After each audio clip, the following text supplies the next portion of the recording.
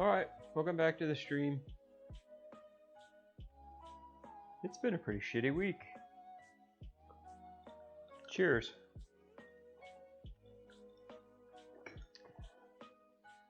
Done my best to try to kind of stay away from the crazy out there today, but it's been a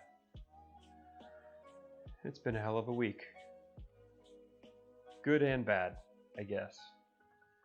So even though it feels really weird, even though it feels a little like what the hell are you doing, it's Saturday night and I'm going to build some Lego, and we're going to see if anybody drops into the stream, and worst case, I'm going to feel better about things because I got to play with something.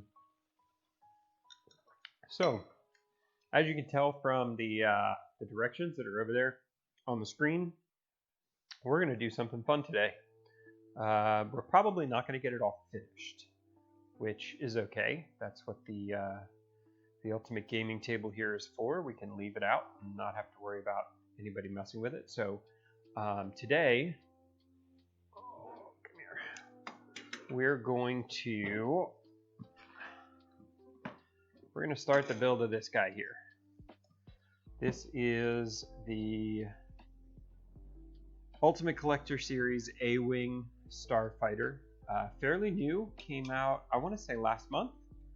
I don't think it's been out for very long at all. And it's model number 75275. It's got 1,673 pieces, so not terrible, not super big. And just looking at the picture here, unlike the Millennium Falcon or the Imperial Star Destroyer, it doesn't look like there's a whole lot of little tiny detail pieces all over around the outside. So hopefully this will be a fun build. Hopefully this will be a build that won't take 2 weeks to finish. On the back we've got another picture of it put together, and you can see the UCS stand that's holding it up there. Hopefully at some point Wicked Brick will have one of their acrylic stands for it, so that I can use that instead of the the black Lego stand that comes with it. It looks like we've got a single minifig for the pilot, and that's about it. It shows on the back that it's going to be 16.5 inches long from front to back, and with the stand on it, 27 centimeters or 10.5 inches off the ground. So hopefully this should be a pretty decent build space for it. I'm a little worried about tackling something like the Star Destroyer in a space that, from side to side here, I don't even know that there's enough room to do that. But should be plenty of room for this one, so we will go ahead and cut the tape. It is now no longer new in the box. I'm just going to dump everything out here.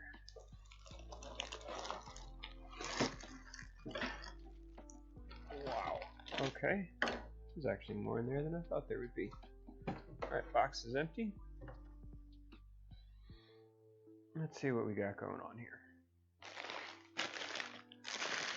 Oh, my favorite bags that are all nicely numbered. We've got the instructions. We'll look at those in a second here. Let's see what we got. We've got 1, 2,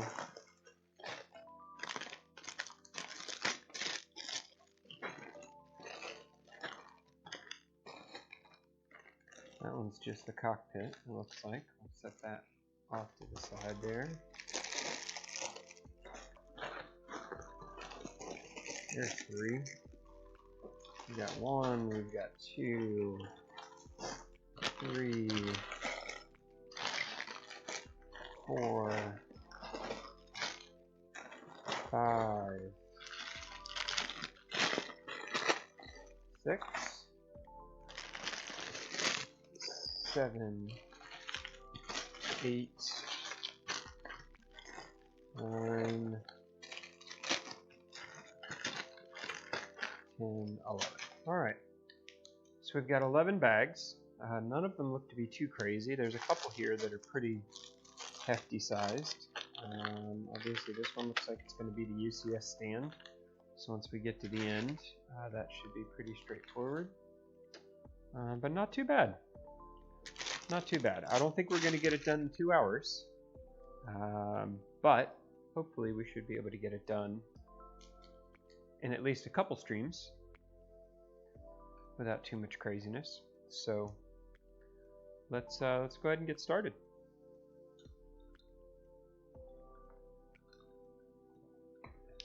As always, we will start with bag number 1. Let's take these.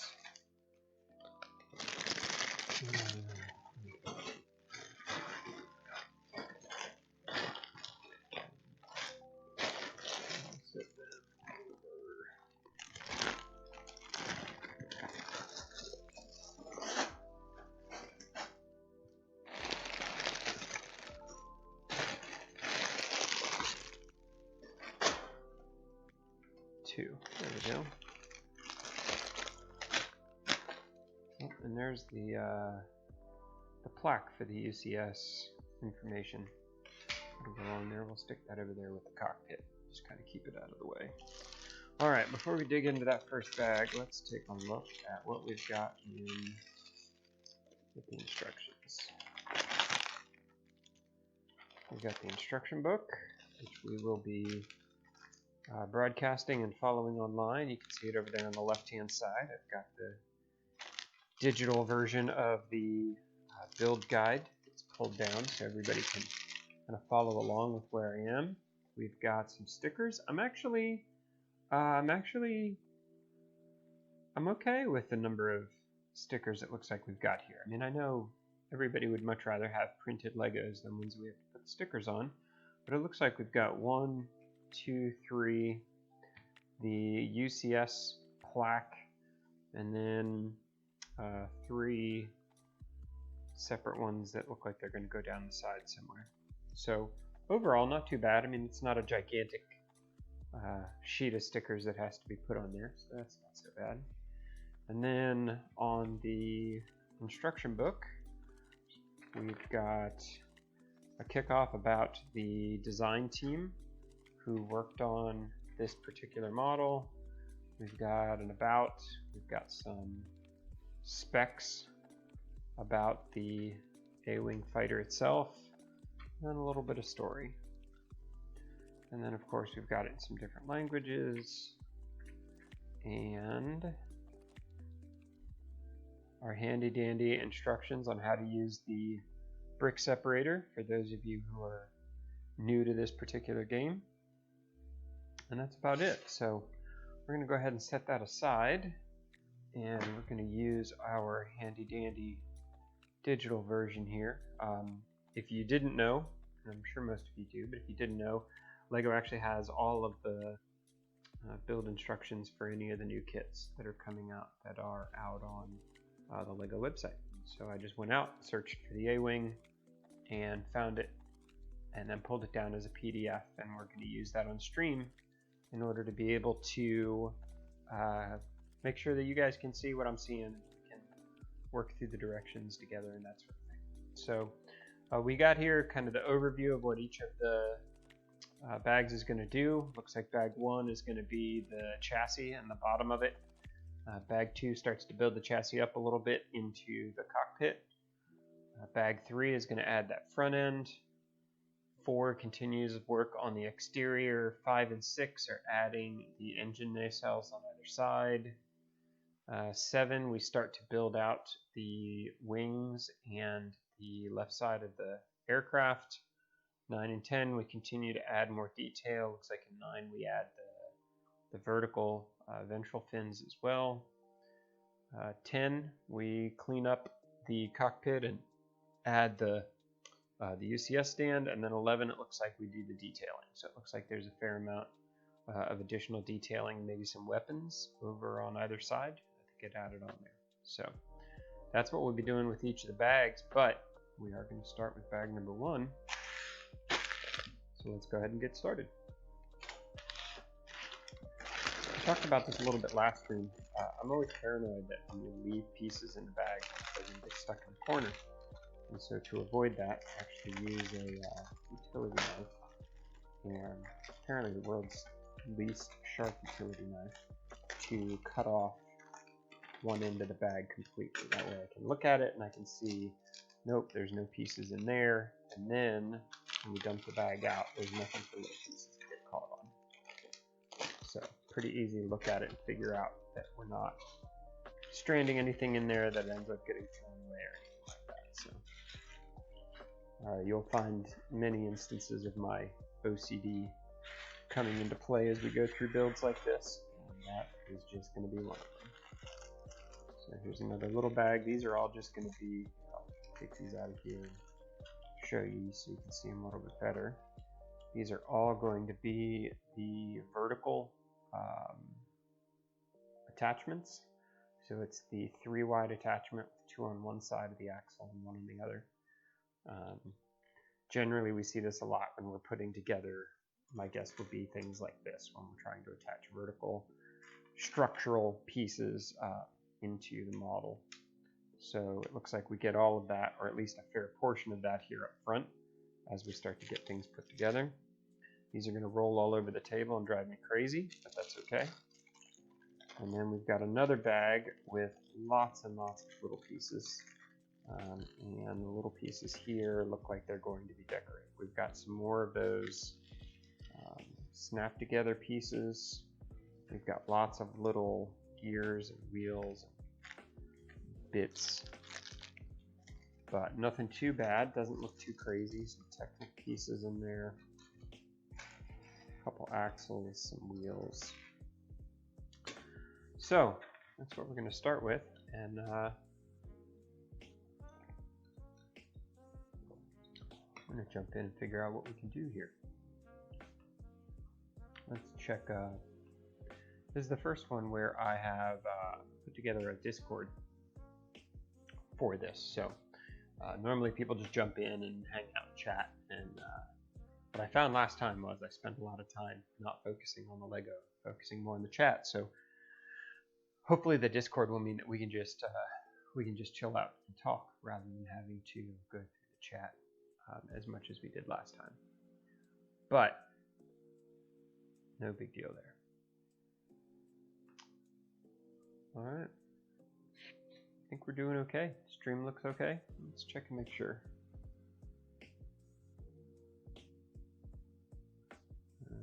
Let's see.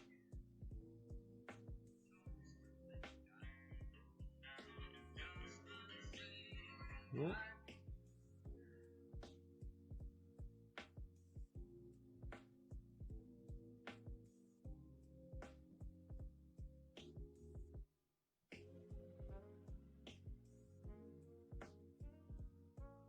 All right, what's going on, Nick? Those of you who don't know Nick, he's been neck deep in the world of professional wrestling, streaming all afternoon.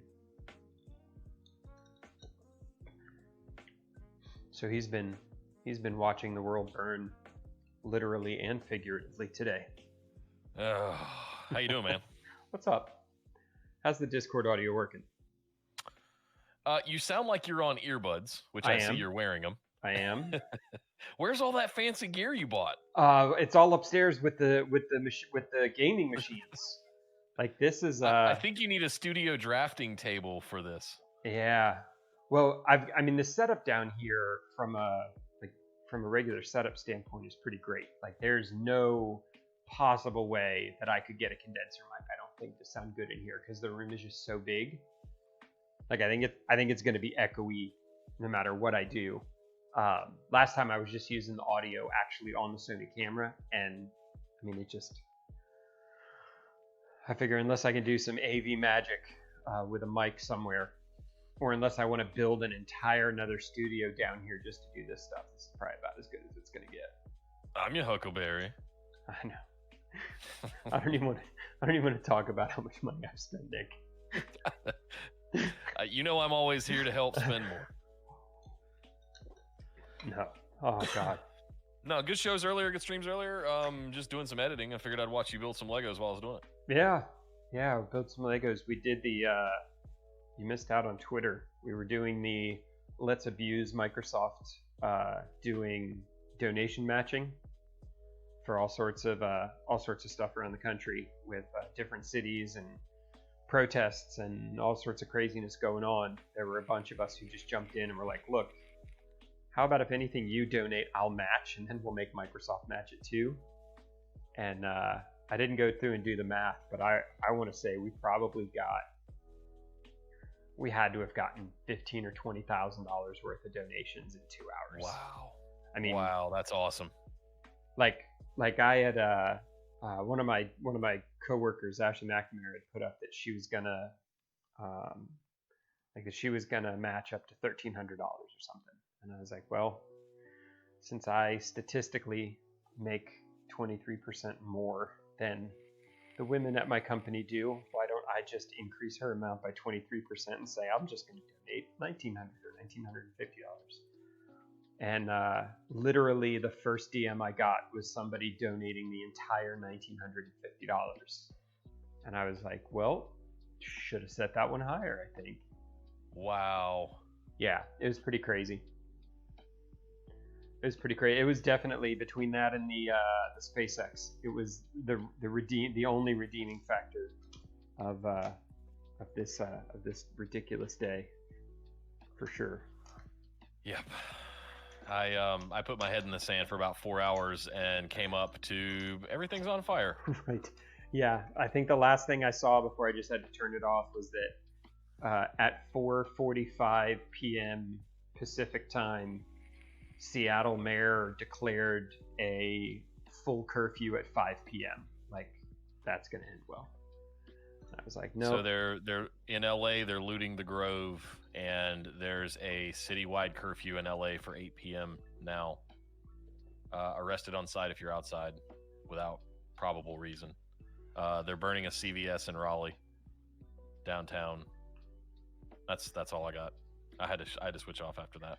Yeah, and that was why I kind of felt weird. It was like the whole world's burning. I just used as much of my privilege as I could to throw money at good people and good causes who were trying to make a difference, and now I'm gonna go build Lego. Yeah, because that's gonna make my brain feel better.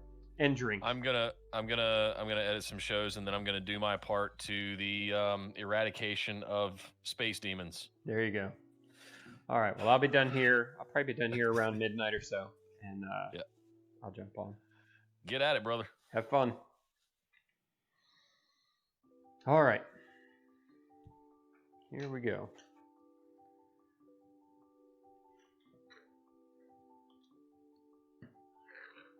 And last time, I don't think anybody said anything. I think it probably came off pretty well. The last time I did a whole bunch of building kind of down here on this side. And so I think this time I'm going to try to keep the pieces off on either side and do more of the building in the middle. I think we're going to try to do that. It means I got to reach a little further, but I think that'll be a little better. So these things, I just have PTSD. I think there had to have been 150 of them on the Millennium Falcon build, and if I never saw any of these again, it would probably be okay. So here we are, and there's more of them.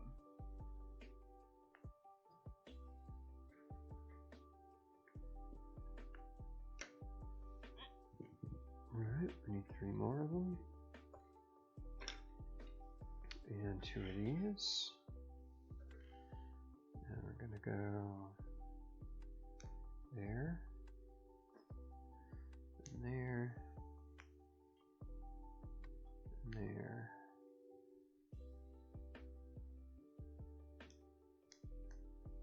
And there. And there. Alright. Take one of these dark ones and 3 more of these.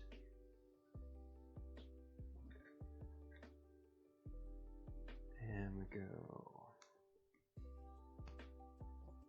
1, 2, 1, 2, 3.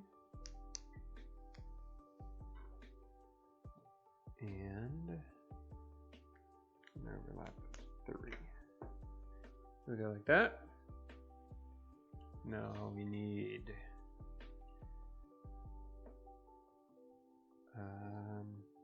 far down that's going to go. So let's use this to figure it out.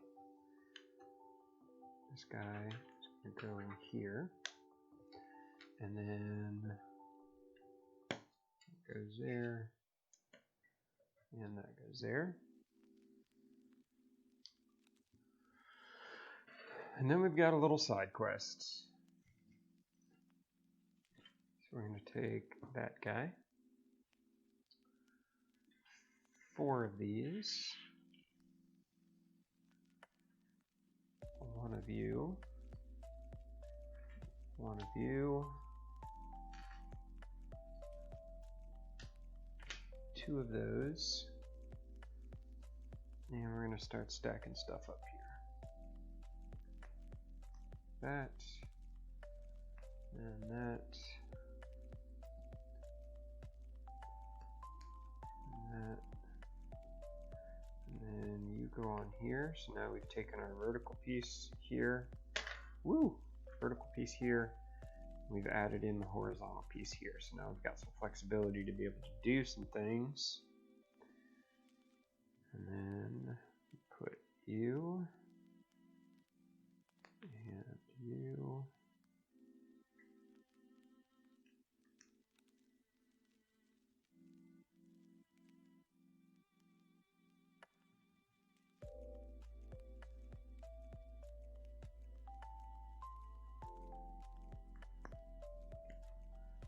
And that, and then this guy goes sideways, and he goes that way on there. Alright.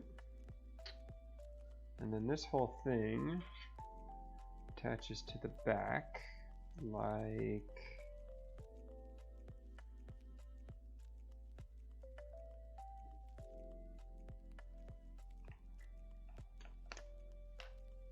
that.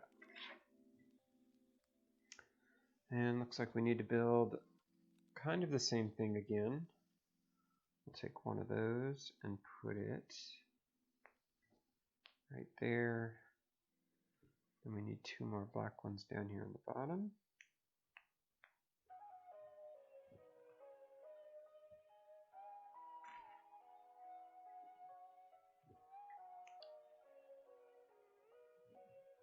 And this guy's going to go on there. And we need a little round sleeve, which I saw there, that guy. Little round sleeve is going to go on there. And then we flip it upside. Nope, nope, nope. I forgot a piece. Actually, I forgot a couple. I skipped the entire half of that step, didn't I? So there and there. That's better. That's better. Now this whole piece flips around and goes on there. Alright, another little one. I'm gonna use one of the orange. Lots of orange. Looks like snow speeder orange. Probably going to be used for the inside pieces and then get covered up by the rest of the chassis. For this one, we need one of these blue ones that is half axle and half snap. And it goes in the bottom like this. With black one on top of it. And 2 blue ones.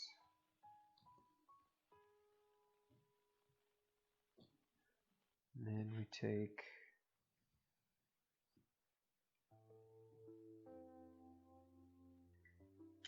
you know what?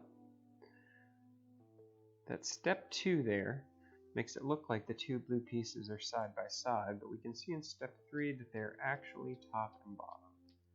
So we're going to put you there. So now we've got 3 that are all in a row, which ends up being what we see in the instructions. And we add you and you.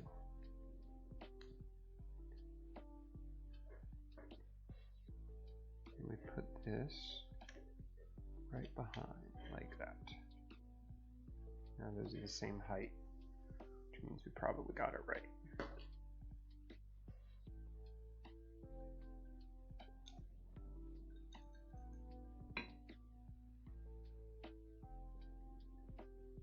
What's up, Damien? Thanks for swinging by. I appreciate it. I know you were grill master, pit master, I guess, as the saying goes in the great Republic of Texas tonight, so I appreciate you swinging by.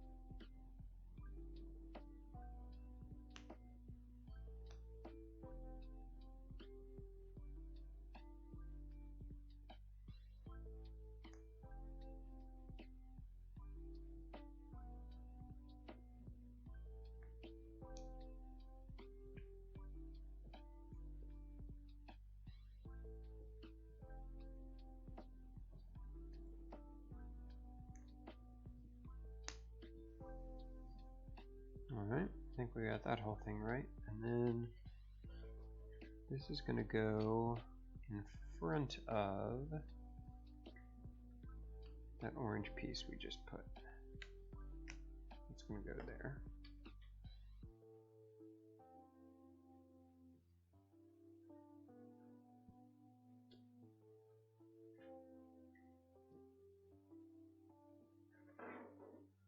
I'm going to add you. And you, and you're already there, but you aren't, and that one,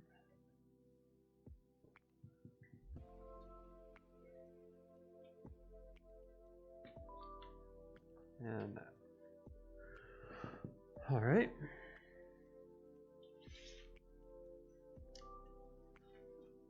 Little bitty side quest.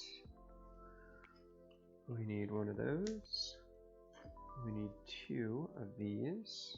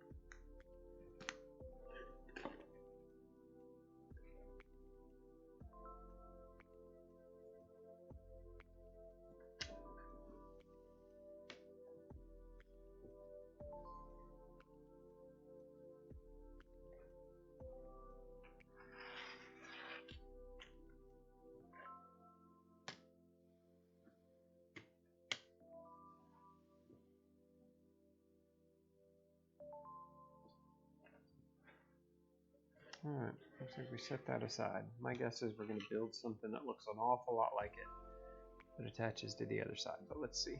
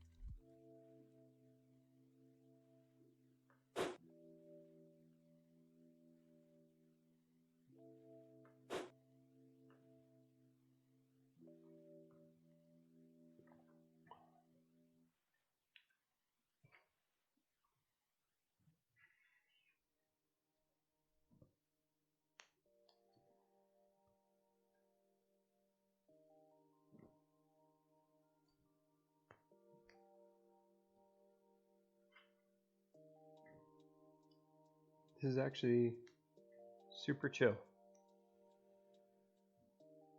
I like this. It's been a crazy day of running cables and trying to get the studio upstairs together and working.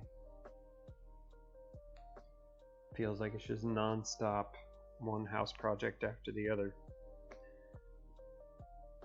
But this is chill. This is good.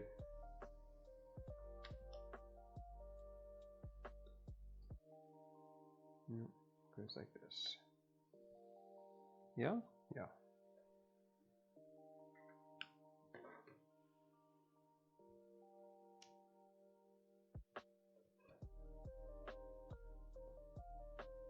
This is one of those things you can see over on the instructions, the first step there. It's got one of these little, I mean, it's just a little sleeve piece that goes on, but it's like shiny metallic paint. And so they show you that on the instructions by putting a little lens flare on it. The problem is the difference between this and a dark gray and a light gray is so, especially if you've got a bunch of things thrown together, is pretty small. So it's always interesting to see when you see the little pieces with the lens flares on it, like, oh boy, how tough is this going to be to find? This is where having everything numbered in bags ends up making for a much better experience.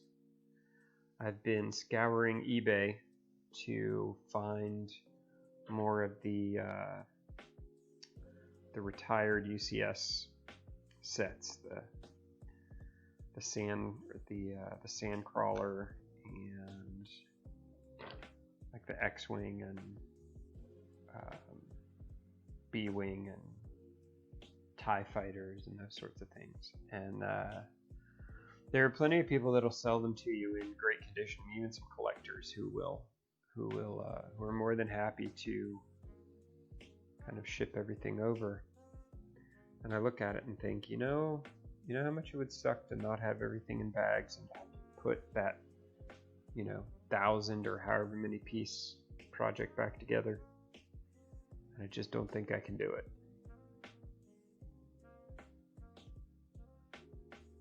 So I feel like I will probably pay the extra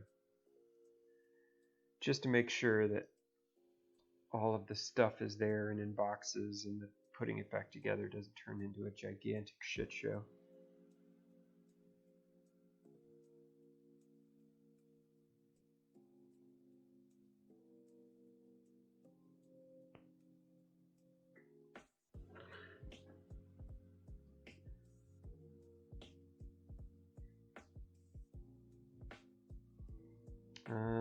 Nick asked in chat what it is that I'm building, and it's this one. It's the new Ultimate Collector Series A-Wing that just came out last month. Yeah.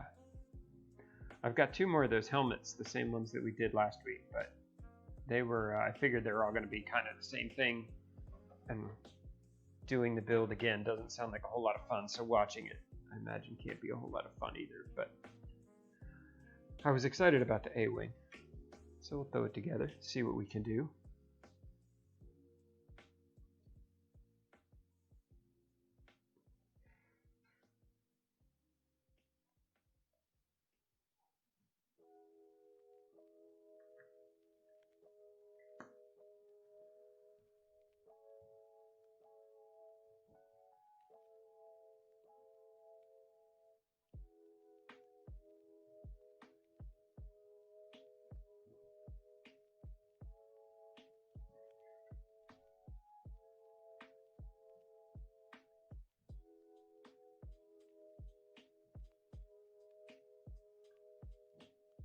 This is a crazy little piece here. I'm trying to figure out what it's going to end up being.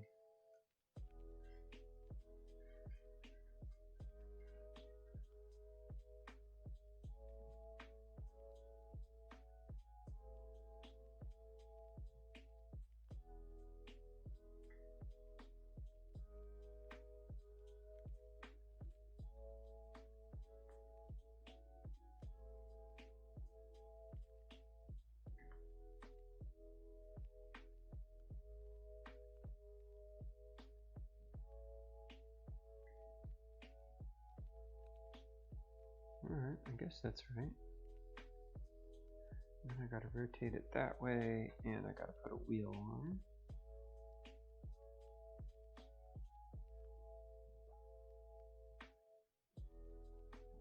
I have absolutely no idea what this is supposed to be. I guess I'll find out as we go through, but I have no idea what that's supposed to do.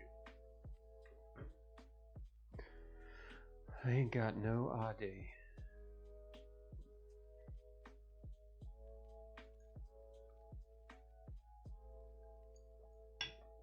Maybe it's a piece that sits in the middle between the two when we put them together.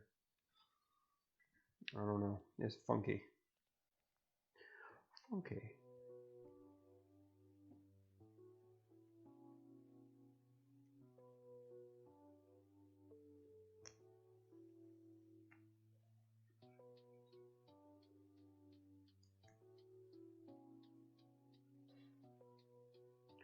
It might be. It never occurred to me that the A-Wing would have like rolling landing gear. I mean, I'm thinking about every Star Wars model I've ever put together, and I don't think I've ever seen wheeled landing gear. Yeah, it's always struts because it's got the repulsor lifts that lower it in. So I don't know. It might be something like the seat reclines. I don't know. I don't know. I'm excited to find out though.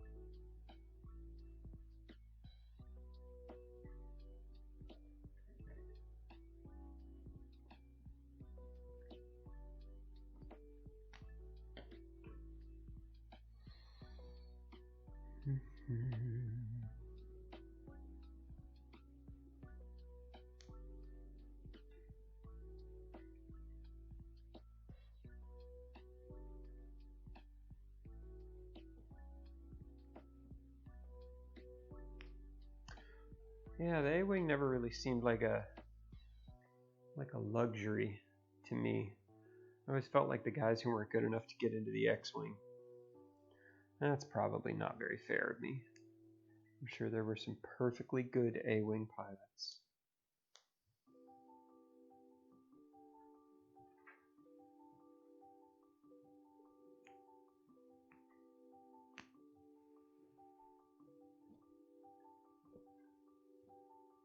Remember how in Top Gun, plaque for the alternates was in the ladies' room? I get a feeling in the Star Wars universe, it was inside the A-Wing hangar.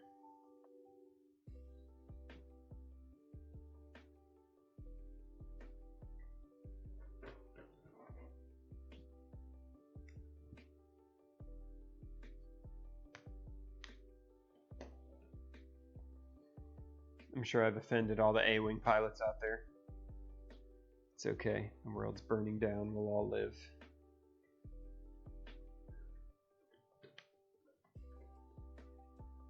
I don't know that I've ever met anybody who said, oh man, the A-Wing.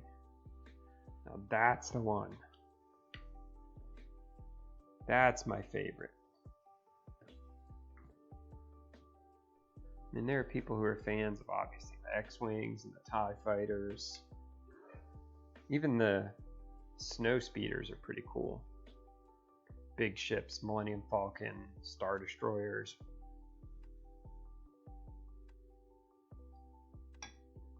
I don't know that I've ever had anyone say to me, man, I need more A-Wing in my life.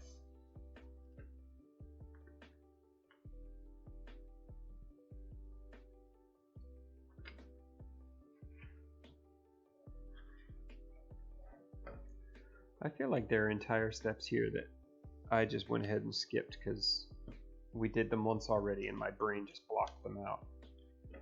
Like all three of those pieces I just put on. Should have been put on before. And I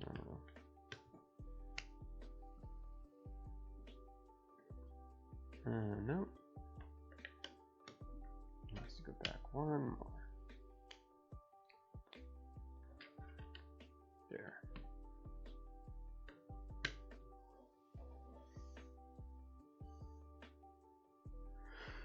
Then the A-Wings?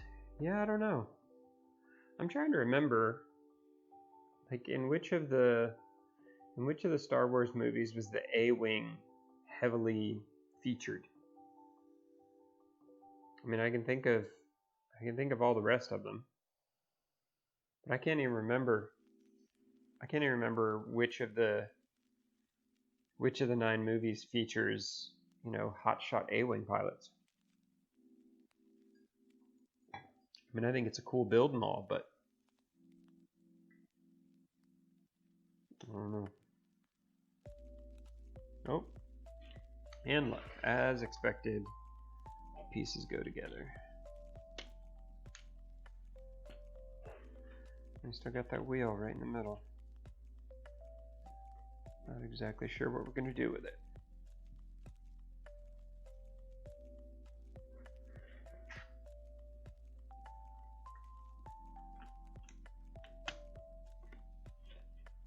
A little bit of structural stiffening there.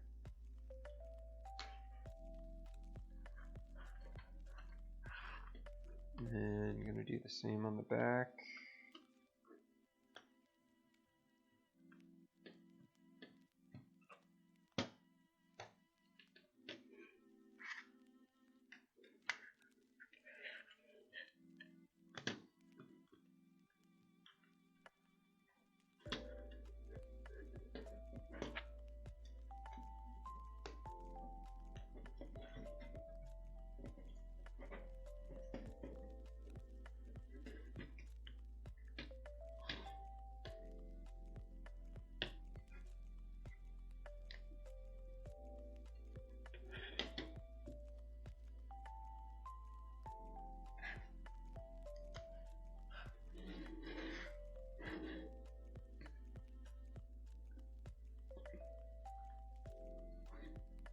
I'm actually going to ask on Twitter.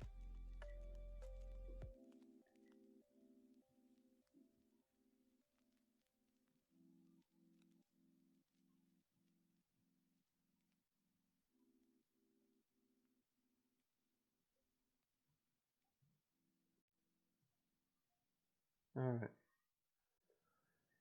Let's see what we got.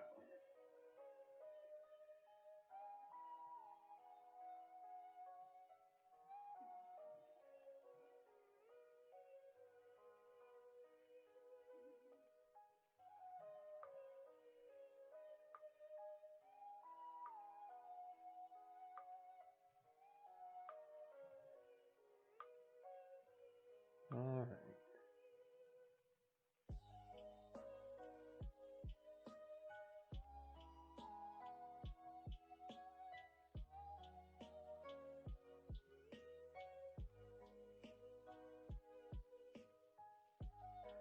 What set number is this? Set number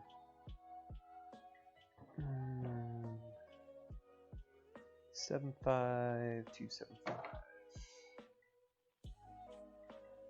75275. And can't remember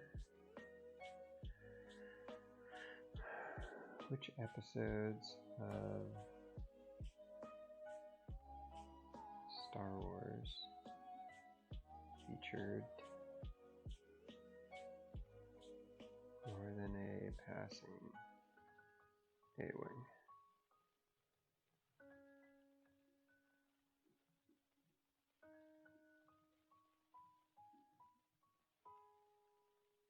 Does anyone know?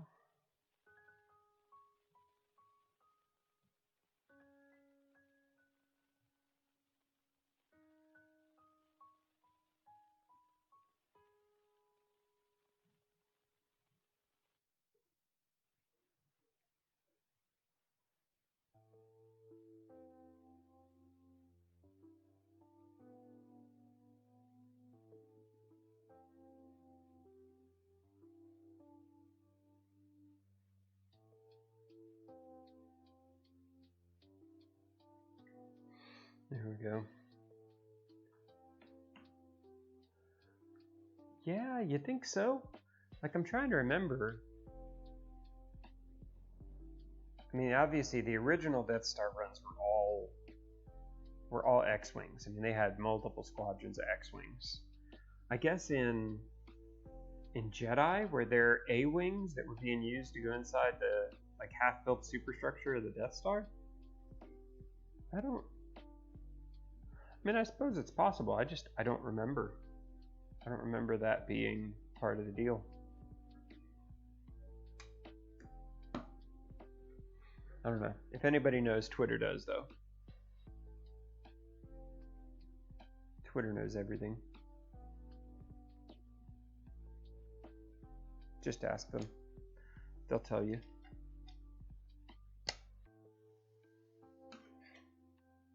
I think I saw a white guy try to explain Martin Luther King's thoughts to Martin Luther King's son on Twitter this afternoon. It's a quality white guy right there. Quality.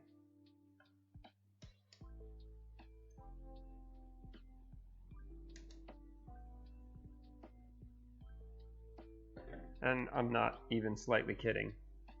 I legitimately saw somebody jump into a Twitter thread started by Martin Luther King Jr.'s son trying to explain what it was that Dr. King was actually saying. I don't know.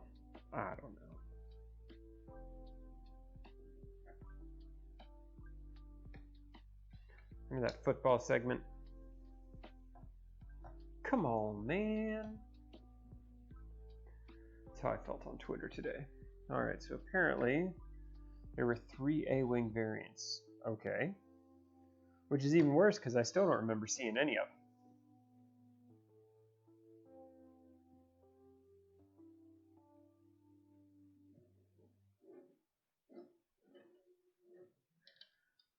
I love that the remote producer is fact checking. It's pretty awesome. Got my own little research department.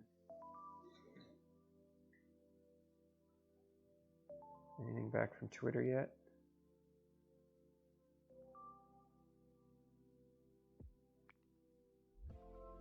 No. Not yet. Alright, white, red. There.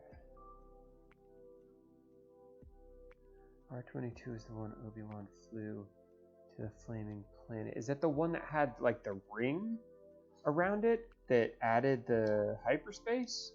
No, that wasn't an A-Wing.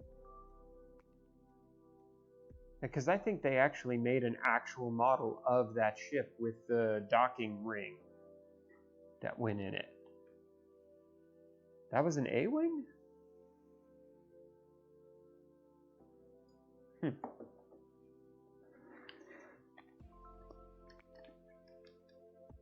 I mean, I'm still generally unimpressed. But that was a pretty cool ship.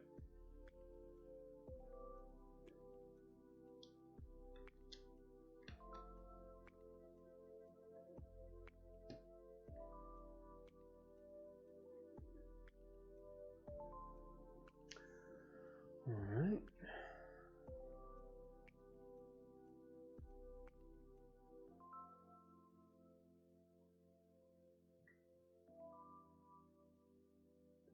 A 2-minute history of the A-Wing.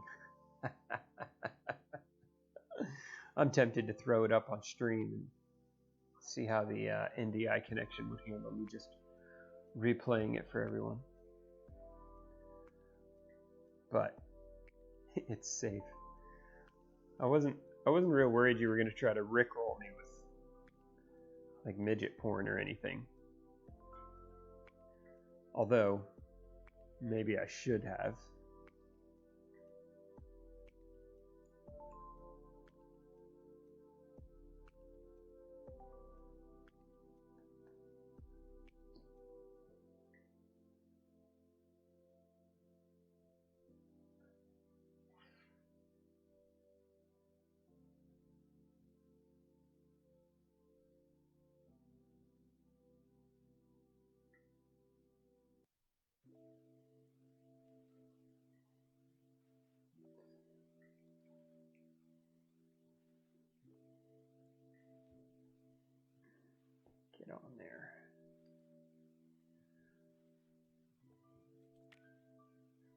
Gotta put a little blue one in there.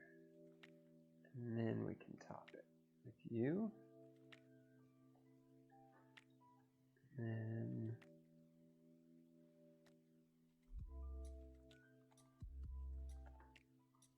alright.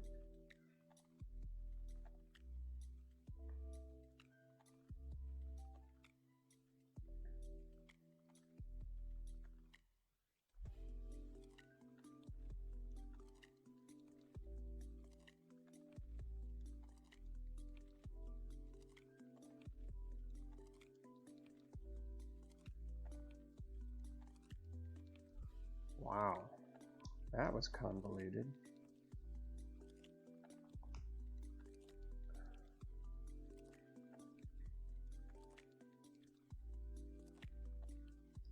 All right.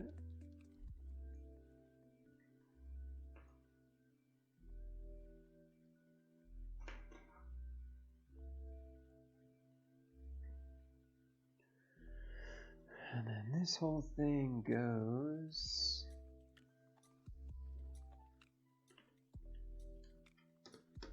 there.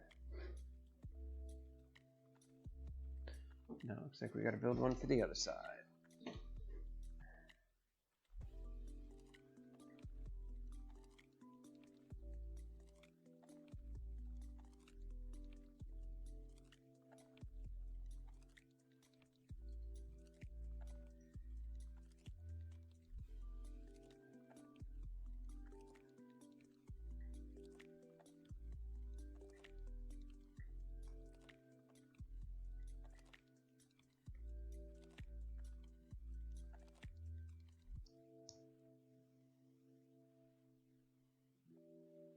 That wasn't exactly what I wanted to do.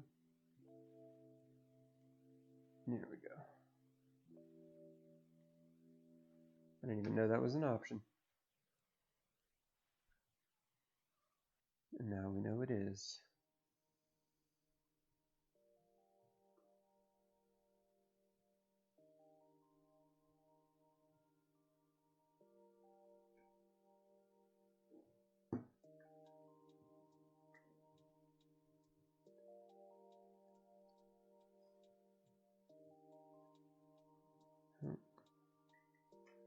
Might have something from Twitter.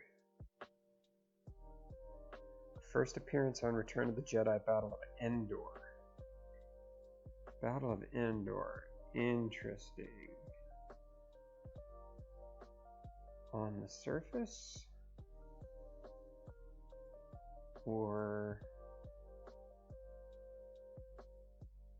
attacking the Death Star? Not attaching.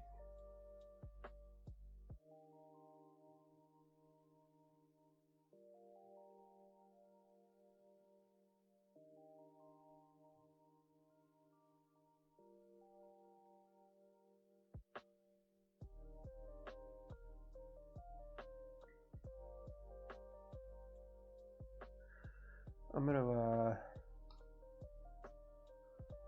actually go in here, and since I'm chatting with people on Twitter too, going to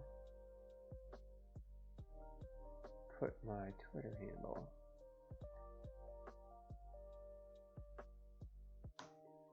in there. So if anybody wants to use Twitter and answer questions, apparently the first appearance of the A-Wing was in Return of the Jedi, in the Battle of Endor, and I would love to have more detail as to where, because I honestly can't remember it at all. At all.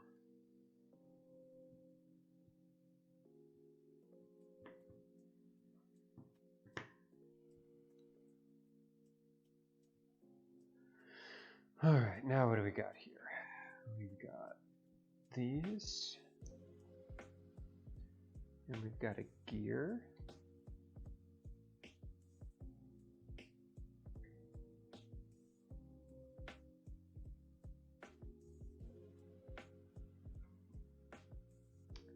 And then we've got you. And that whole thing goes on there.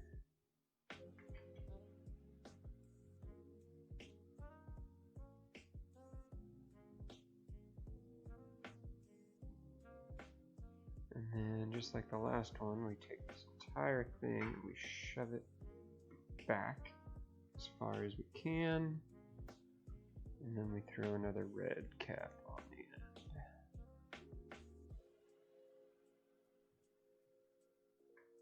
What's up, DWO Forever? Thanks for coming to hang out. I'm billing the stream as the world's best alternative to actually watching the news. Let's see. Is that going to go?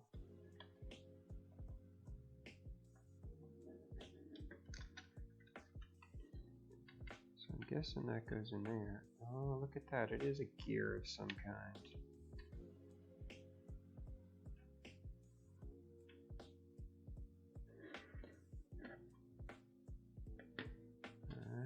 You guys, everything's got to line up just right for this one, doesn't it?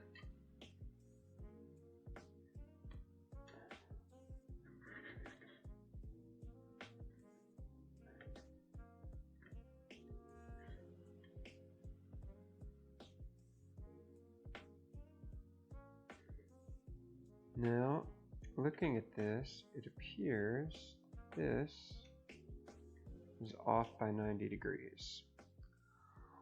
Wonderful.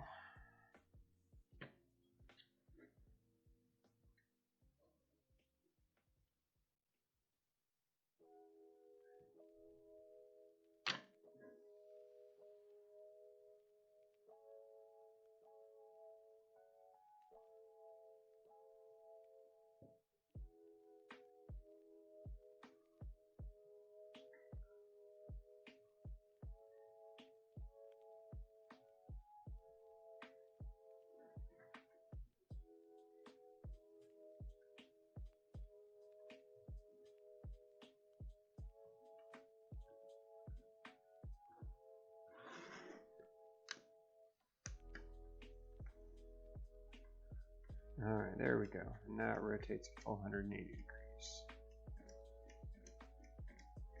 Might be the wings? I don't know. Might be like the weapons that are attached to the side, that it gives them a little bit of freedom to move. Uh-oh, we got some cut and paste going on. Let's see what Nick says.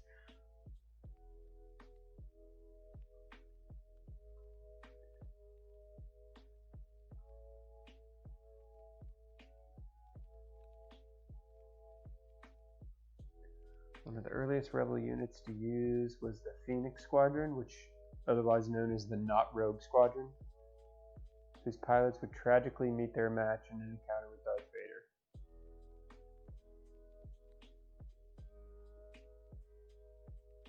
So yeah, I mean basically it is where the Top Gun losers ended up.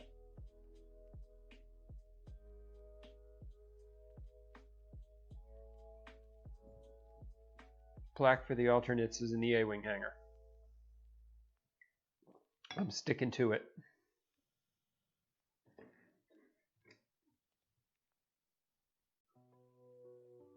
All right. And thus does end bag one. I think we did pretty well there. I'm trying to take a quick look to see if there's anything big that I missed. We got a couple extra pieces here, but nothing crazy. Everything seems to match up. All right. I think we're good. And these are just the spares. We're gonna sit over here in the corner. Operation Get Behind the A-Wing. I don't know what happens behind the A-Wing, but I'll be over with the X-Wings and hanging out with the cool kids.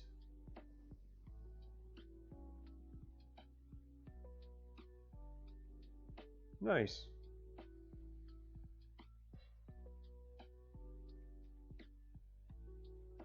They were part of the rebel fleet that attacked the Death Star. It was one A-Wing that hit the bridge. Ah, so the most memorable... Okay. So the most memorable story about the A-Wing is that it was an A-Wing that was completely out of control and going to blow up anyway, that went through the bridge of the Super Star Destroyer and made it crash into the Death Star. So there we go. No good characters that are in them. Not flashy, not fancy. But one of them got shot at and kamikazed into a Super Star Destroyer and brought it down. So there we go. The little A-Wing that could. I like it.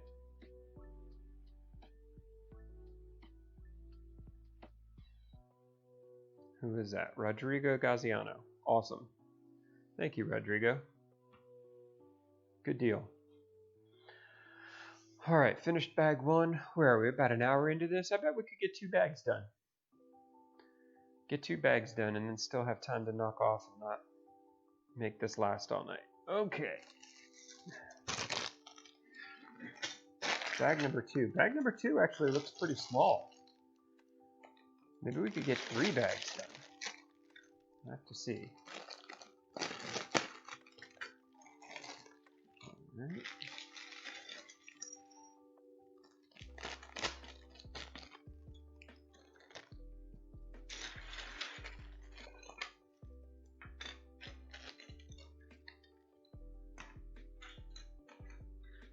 Those and 2 of those, a bunch of stuff. And then a little bag. Oh, more axles. I'm excited about the axles. Let's put that over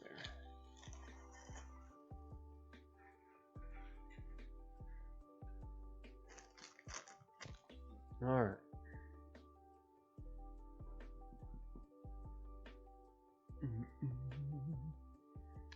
We'll start with these guys. And then one of those.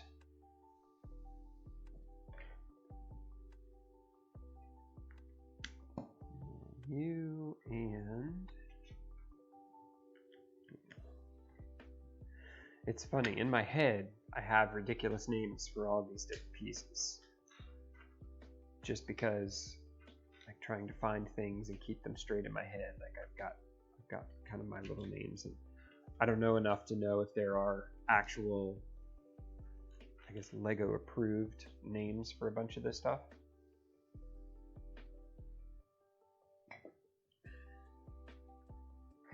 But if I said them out loud on stream, inevitably someone would show up who actually knows how this is supposed to work, and then they'd laugh at me with all of my ghetto redneck names for the different Lego pieces.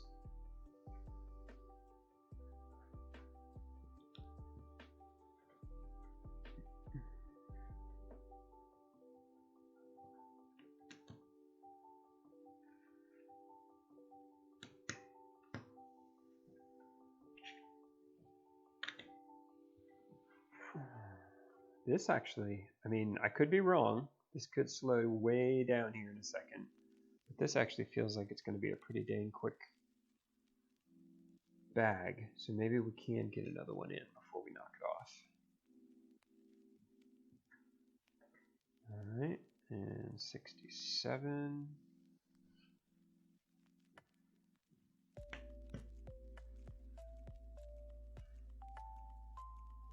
I feel like we need to institute some channel rules. Like there need to be things that the folks who watch understand are going to happen, and things like that. I think I know the first rule that I'm going to put in place on the stream.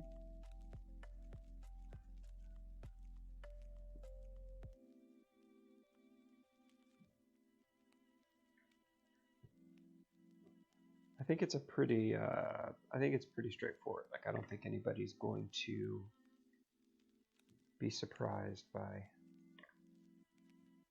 the first rule for the Bricks and Beverages channel.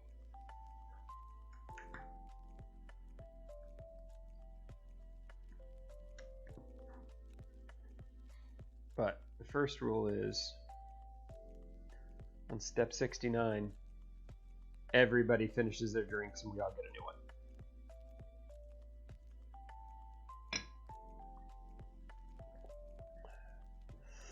Tequila shots once I finish with the bag. Only if we could find that stuff that was in the wooden case in Cabo. If we can find that, yes. Double yes. I'm totally down. But I feel like on step 69, you've got to finish your drink. And then you have to make another. Seems like a good idea to me. So we're going to take the finest of the tofu of liquors.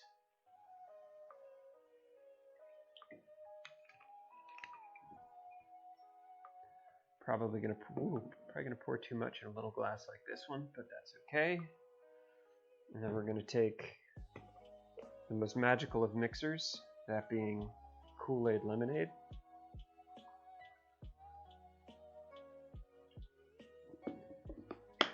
And we are ready and armed for the next 69 steps.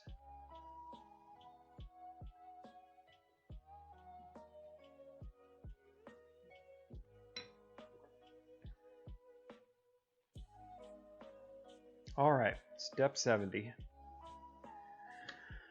Here we go.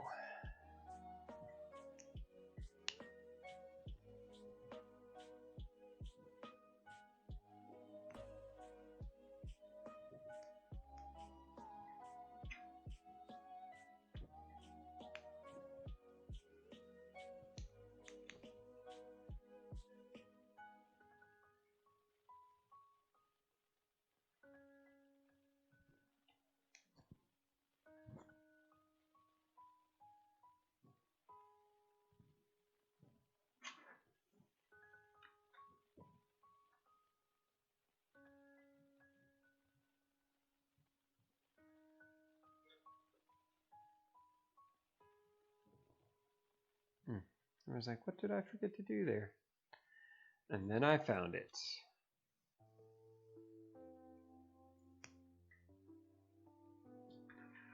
I'm imagining Nick is frantically trying to find the godfather of tequilas right this minute to make me regret agreeing that if it was that, we'll do shots. But for those of you who don't know, we took a bunch of friends and did a friendcation a few years back in Cabo. Nick and I were in charge of buying the liquor, which, just as a pro tip, letting Nick and I be in charge of buying the liquor in a foreign country where basically everything costs 1/10 what it should cost is a bad idea. And we found this tequila, and it was a local tequila. I mean, it wasn't a brand name. It wasn't, it wasn't something I don't think that you would find on a shelf around here, although I could be wrong. But it was hands down the best tequila I've ever had. And we spent the week not even mixing it with anything, literally just shot glasses and a lime and a bottle of tequila. And it was good for pre-gaming before we went out. It was good for after we came back. It was amazing for everybody getting sunburned and then staying in the condo and watching disaster movies all day. And as someone who quit tequila long ago, we had a good run. We mutually decided to part ways. That it was not only good, but really good. Was pretty awesome. It was a good week.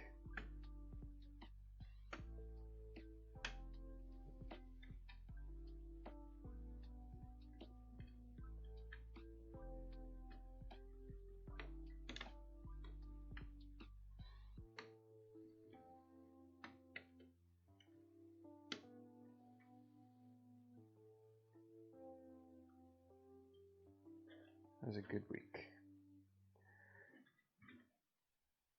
Get on there, champ. There we go.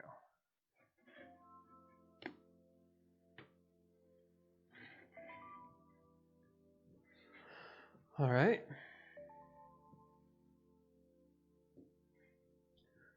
Got 2 of these, and they're going to go there. Yep. And I guess matching on the other side.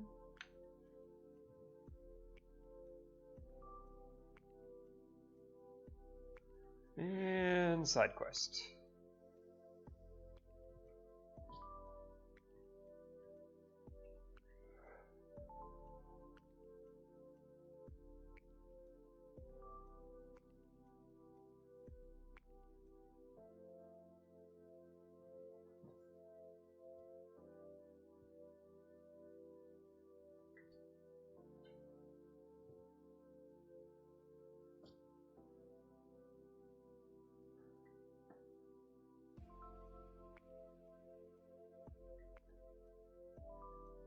Yeah. Yeah. What's up, Mike? Yes, the tequila certainly made for an interesting college experience. I can imagine, considering everything is bigger and dumber in the barracks, that it was a bit of a mess. So yeah, I'd quit cold turkey for shit, decades. And it had been a long, long time since I had had tequila. And I realized, like, we're in Mexico. We're going to the Cabo Wabo Cantina. Like, I mean, you kind of have to do as the locals do, right? So yeah, I mean, it was a good week.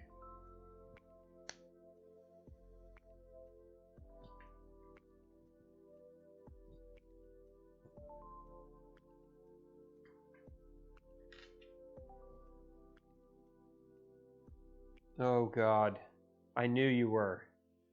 I knew you were looking for it. Damn it, Nick.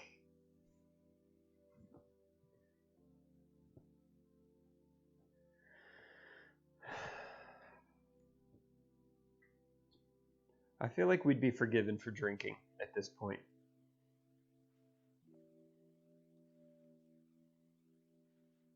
All right, I'm opening it up. Ocho Tequila. From ESPN, the Ocho.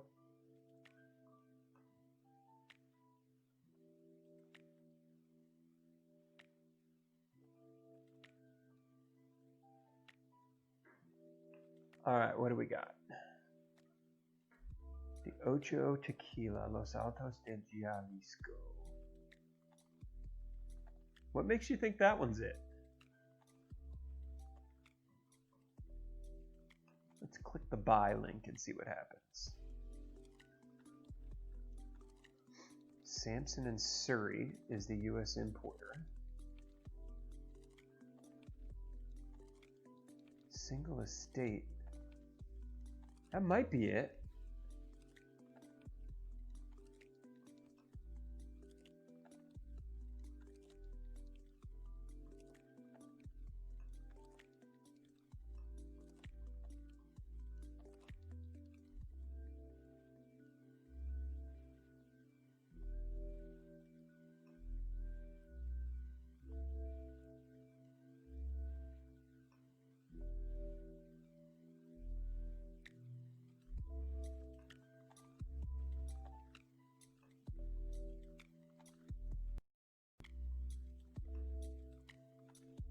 I don't know.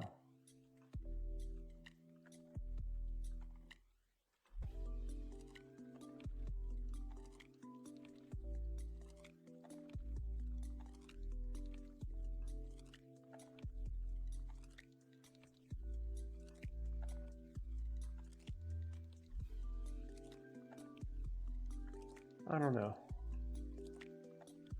I mean, I suppose it's possible. Blue Label. Yeah, you know what would sell me on it? What would sell me on it is the wooden crate. It was the only reason that we bought that one at the Mexican Walmart anyway. Was because it came in like its own wooden crate. I think we have to at some point. I'll have to go looking.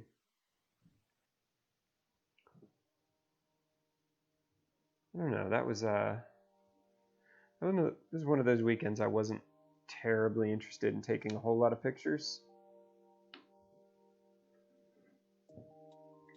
Like I think we took pictures when we went like rock climbing or something, or cliff jumping or whatever we were doing. But I don't know. I'll have to find out. Somebody has to. There were enough people on that trip that somebody has to have pictures of the tequila. I know I have a picture of the cutting board full of limes and shot glasses from our disaster movie day, but I don't remember the rest. But there were so many people there. Somebody has to have pictures.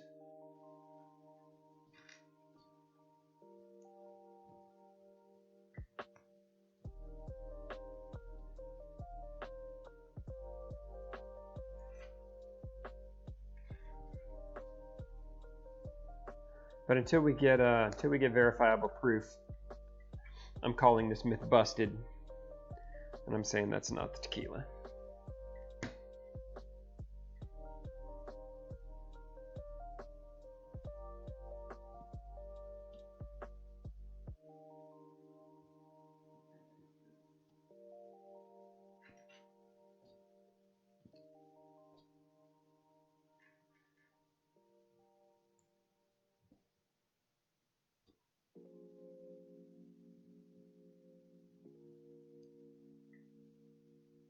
How are you doing, Mike? It's been a hell of a week for all of us.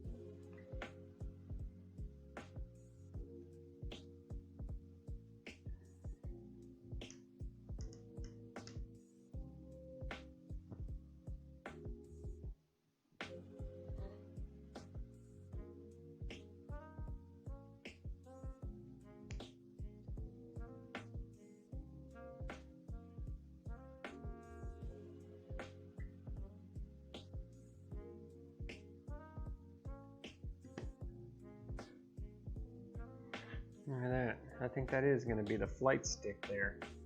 Bet you that's the seat of the cockpit.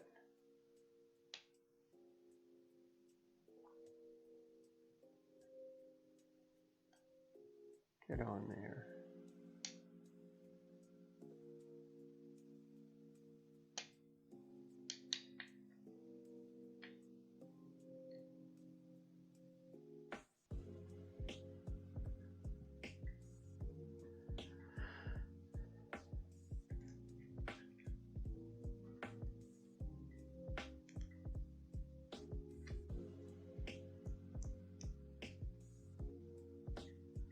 Yeah, I'm not sure I've ever slept on a couch or a air mattress and woken up the next day and thought, wow, that was great. I slept like a champ. So I can totally see that.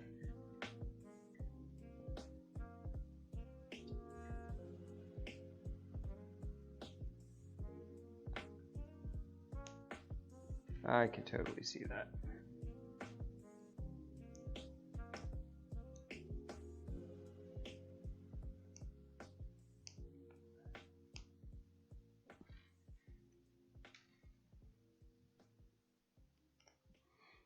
I got in a polite Twitter argument. Most of my Twitter arguments are polite. I'm usually pretty decent. Got into a polite Twitter argument with somebody who questioned me calling out Facebook as being a terrible company run by a terrible human. And as most of you know, that's a pretty good way to draw me into a conversation. Try to defend Facebook as the new normal. That was fun.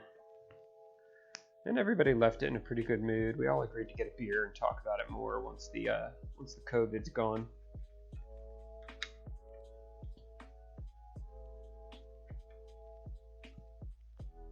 But I probably had, I have 3 people today?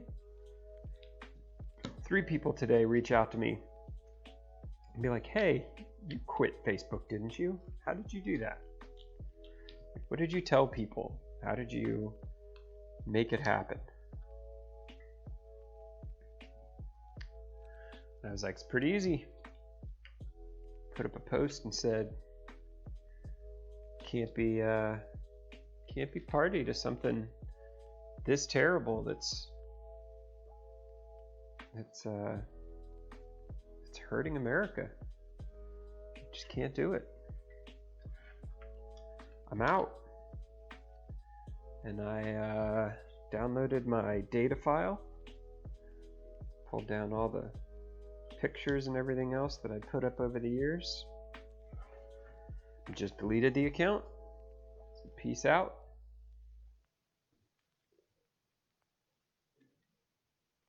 And I haven't regretted it a single day. Like, not even a little bit. As someone whose brain kind of just goes off and does its own thing sometimes, the biggest challenge for me was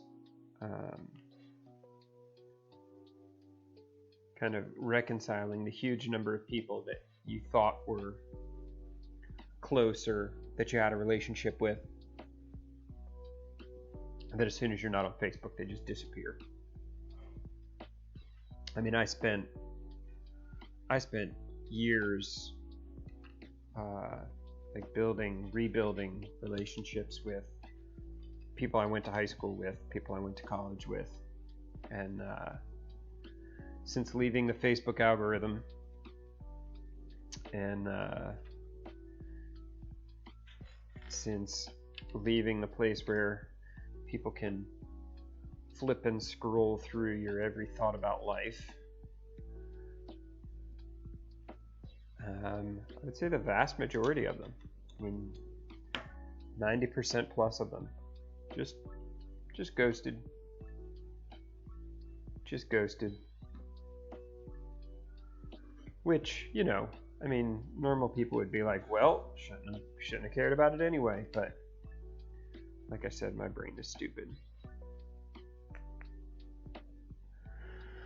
Yeah, and that's the whole thing is, you know, the connecting to some folks I know won't use any other platform. I guess that's just how the world works. It started to be, yeah, and the brand accounts, like that's, and I get it, like, and I mean, single moms who use it to organize play dates and, I mean, collectors clubs. I've got friends who ride motorcycles where everything is done on Facebook. But like at some point saying we all hate Nazis, but they let us hang out in their clubhouse when they're not using it, just kind of turns into a really shitty way to justify getting to use the clubhouse.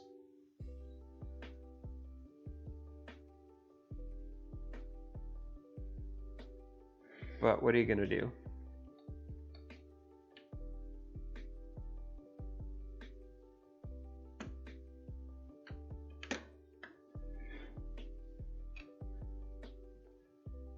Yeah, the brand pages, the business to business stuff, like there's a lot of stuff that, I mean, I think I think Harris was talking about it a little bit on his last video.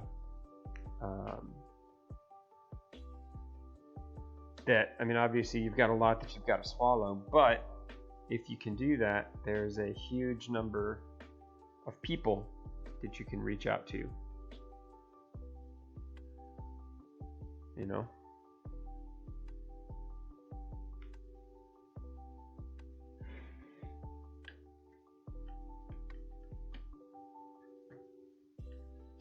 Yeah, and it's funny because it's not that Facebook is good at what it does. It's not that Facebook gives you so many extra features that you don't get anywhere else. Like, Facebook is only interesting because there are so many people on Facebook. Which is good if you're a brand. It's good if you're, I don't know, if you're a karate school, right? I mean, it's good if you're somebody who can leverage that to your best benefit, but it also just means that anything Facebook does with an algorithm is going to impact so many people. Like, what was the internal study that just got made public? I think somebody leaked it. That like 63% of all new like white nationalist signups came through a Facebook page that was put in front of them by the Facebook algorithm. Like, that's the sort of shit where it's just like, I don't even know what to do with that. Like, when you know, the only platform that your elderly parents will use to talk to you is also the primary recruiting tool for white supremacists. It's like, I mean, everybody's an adult, everybody gets to make choices, but shit. That's a tough one for me.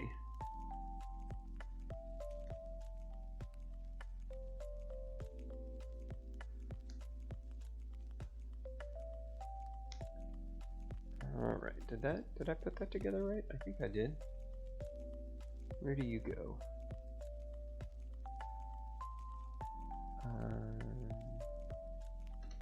There? Yeah, there. And now one for the other side.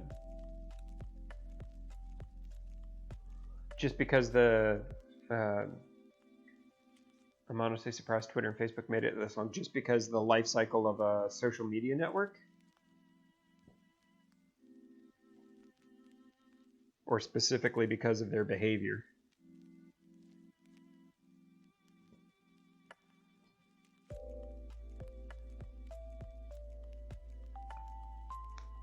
I mean, at this point, it's hard for me to underestimate anything that a corporation does, because they've given themselves so much power through lobbying efforts and through getting regulations thrown out or relaxed that, I mean, what's going to put Facebook out of business?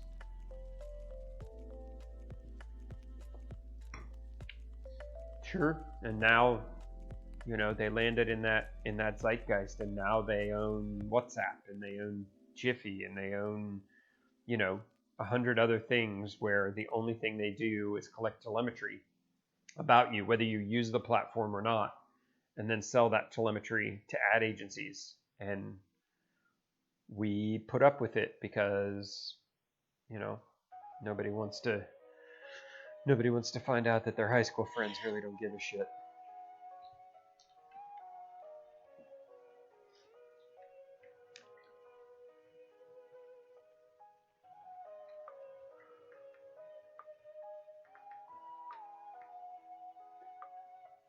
Yeah. And it's not even so that nobody can compete. I mean, there's lots of people out there who have alternatives to Twitter, alternatives to Facebook. I think what they're finding is that once you have the user base, it's just so sticky. So sticky. You know, and then, like Nick said, you spread that over different properties like WhatsApp and Instagram, and all of a sudden, like, as kids move from one generation to the next, their social media profile goes with them.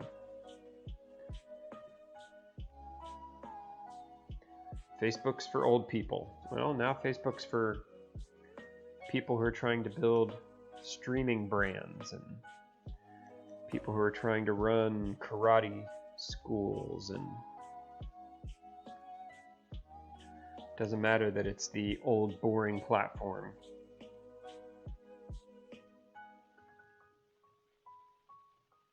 Yeah. Well, and that was one of the interesting ones. The acquisition of WhatsApp was one of the interesting ones because that's one of the few where the founders finally bounced. Like before they even made all of the money that they possibly could have made off of it. Like as soon as Facebook started actively working to pull the encryption off, the founders were like, nope, we're done. All right, here's an interesting one on the Lego front. I have these two pieces, which end up being the same direction, and they need to be opposite directions. So this one fits the way it's supposed to. And this one is the wrong piece, which means the right piece is probably in one of the other bins.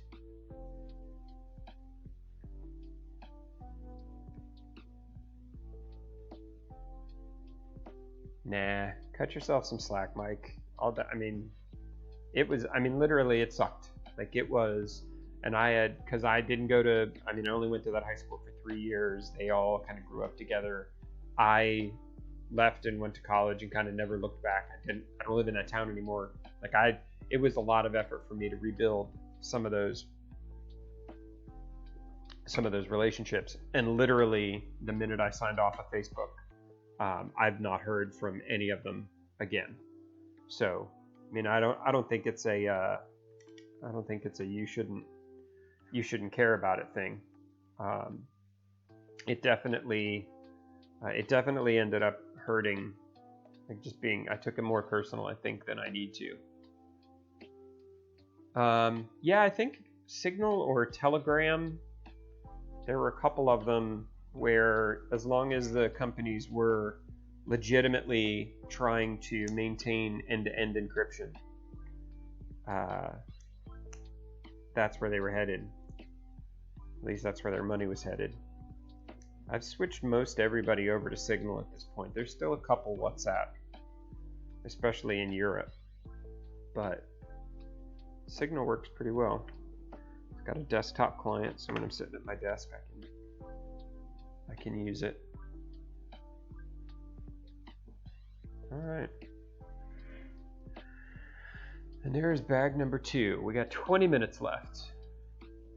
Think we can do a third bag?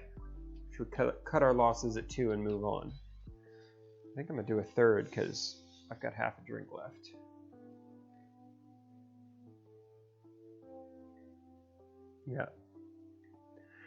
Yeah. Well, and they're all realtors or contractors that are still living in the same place. And it's Vienna, Virginia, so it's like one of the 10 most affluent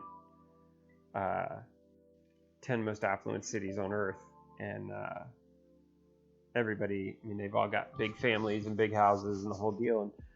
And it was I really liked getting to kind of hook back up with everyone and Christmas parties and stuff like that. Literally the minute I deleted the Facebook account, I kept I tried texting people, then it was just without the Facebook platform there to give everybody a common platform to work from. Yeah, just all this kind of disappeared. What are you gonna do?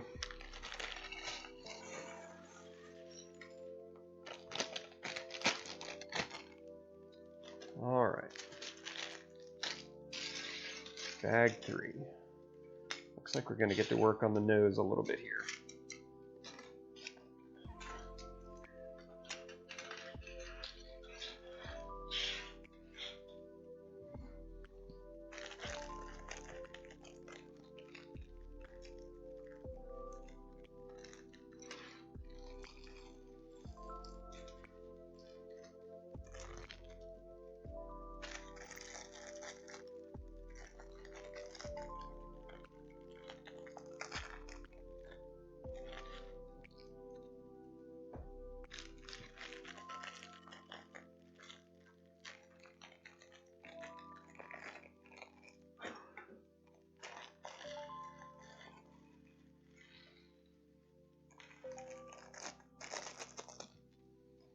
All right, bag 3, last bag for the night.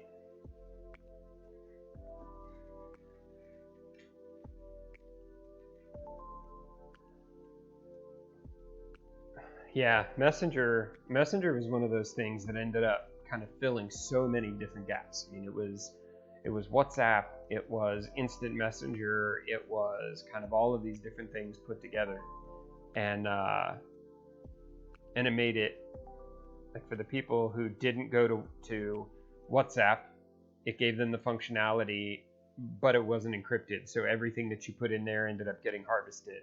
And you could make phone calls with it, but nothing was encrypted, so all of that information could get harvested. Facebook rooms. I'll say it louder for everybody in the back. Fuck Facebook.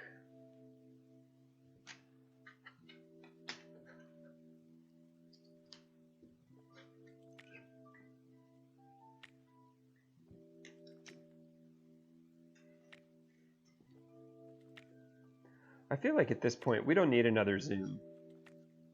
I mean, we've got the big company products, we've got the corporate products, we've got the browser only products, I feel like we've got everything we need on the video conferencing front. I don't need Facebook getting involved there.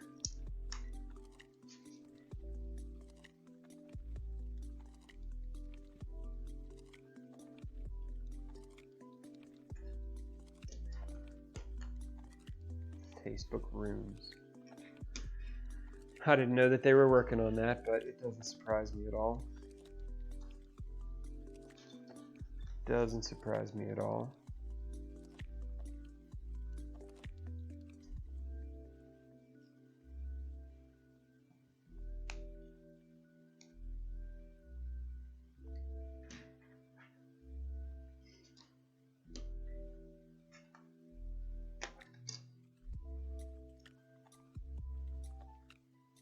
Yeah, and honestly, at this point, it's funny. Everybody kind of makes fun of Teams and says, "Oh, that's something you only use if you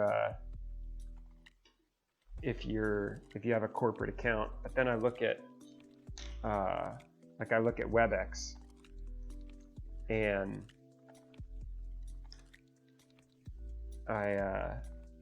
all I see is an entire ecosystem that's built around a single partnership.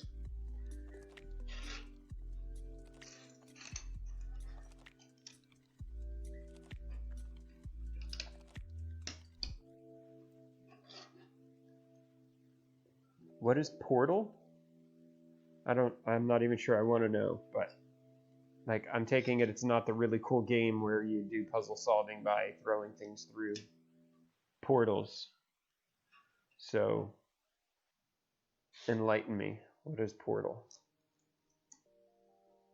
An Amazon.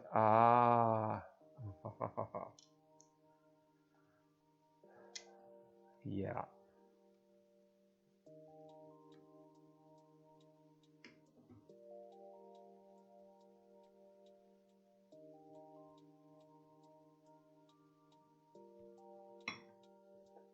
Think about how scary that phrase is. A Facebook hardware camera video chat device.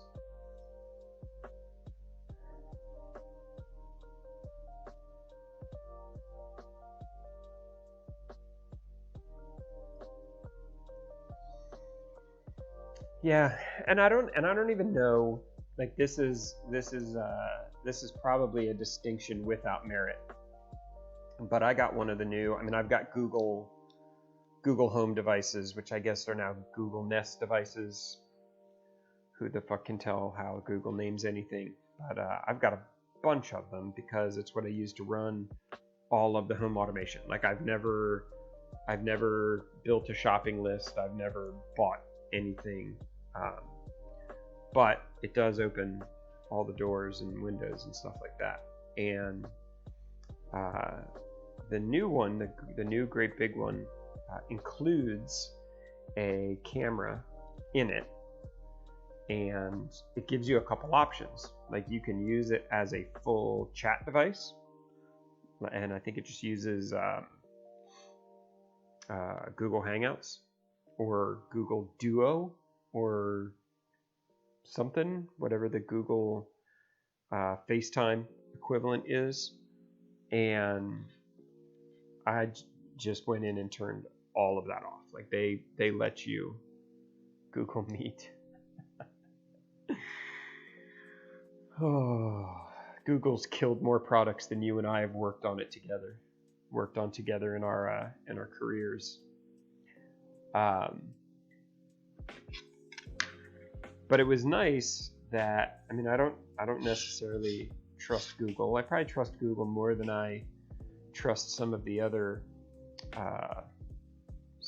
players in that space. But I mean, I don't necessarily trust Google. But they did give you very clear and easy instructions to say, you can turn all of this off. You can turn the camera off. We will give you a visual indicator that the camera is off. And like I can use it as a security camera, but in that case, it's one way only, and it has to be initiated from my phone that I'm signed into. Like I felt like they did a pretty good job of realizing that without some sort of guidance, that's just a security shit show, and seem to have done a pretty good job with it. I mean, I don't know that I've ever used it for anything, but it's also never gotten in the way or made me worry what's going on with Google having this thing in my house. So small victories. I'll take it where I can.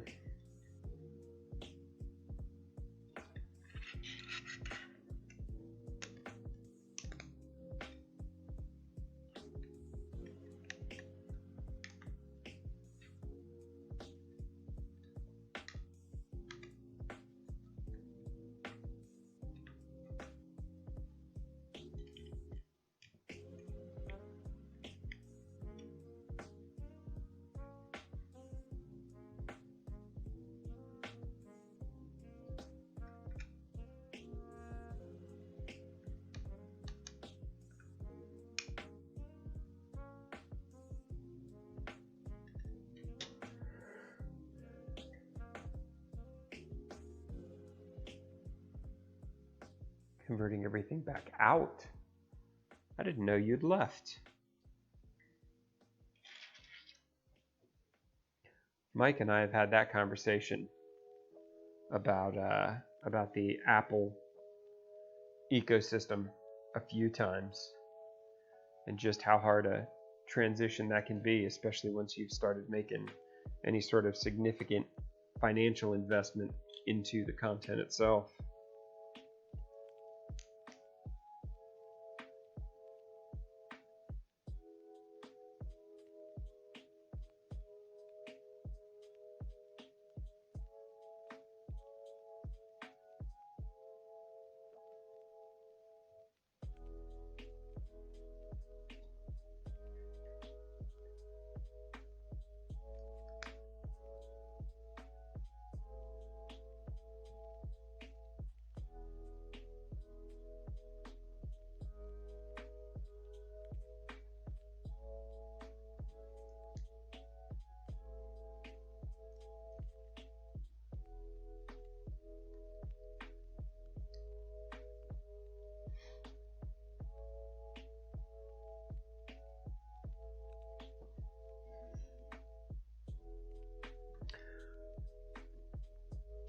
One of these days, Nick, I want to come over and just watch you edit a video from beginning to end.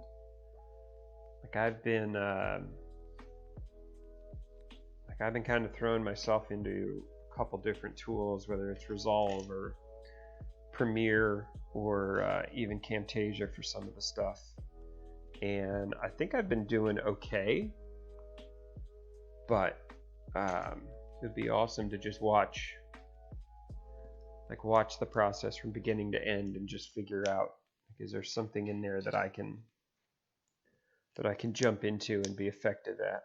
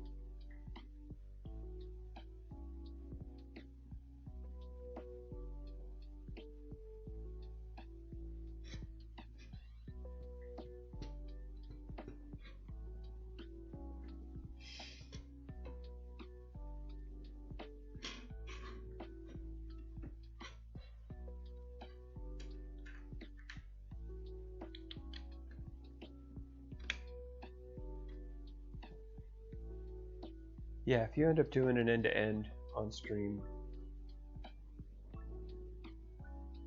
I think that'd be fun. I would definitely jump in and see if there's anything I could pick up and take back, since that's become essentially front and center a lot of what it is that I am now getting paid to do, and what the team I run is getting paid to do. I figure putting a little bit of investment into learning how to do it better is a good idea. Kind of like the streaming stuff is all something that is very top of mind. And after doing build, where we did 2 full days of non-stop streaming, kind of getting in and learning it was a good way to do it. And this stream, the stuff that we do with Destiny, all of those are kind of the learnings and the outcome of the of trying to teach myself everything I possibly could about streaming, and spending a little bit of money on gear along the way. So the editing side, yeah, I'm definitely down to learn more. I don't even care what the tool is, just the ideas and the mechanics of putting stuff like that together, I think would be really fun to learn.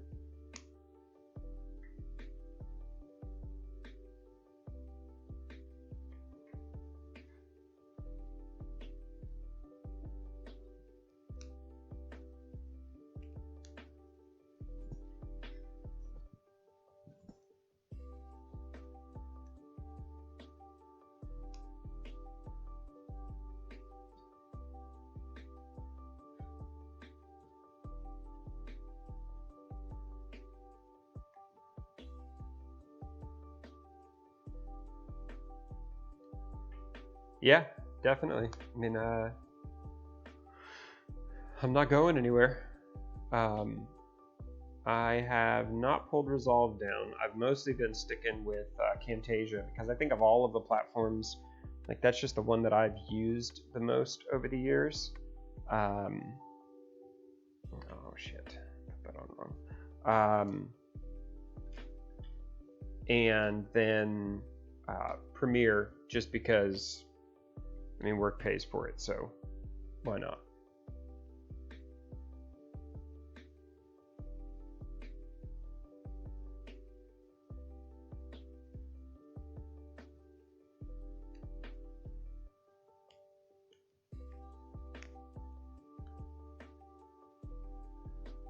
Yeah, Camtasia's served me well for little things, like if I have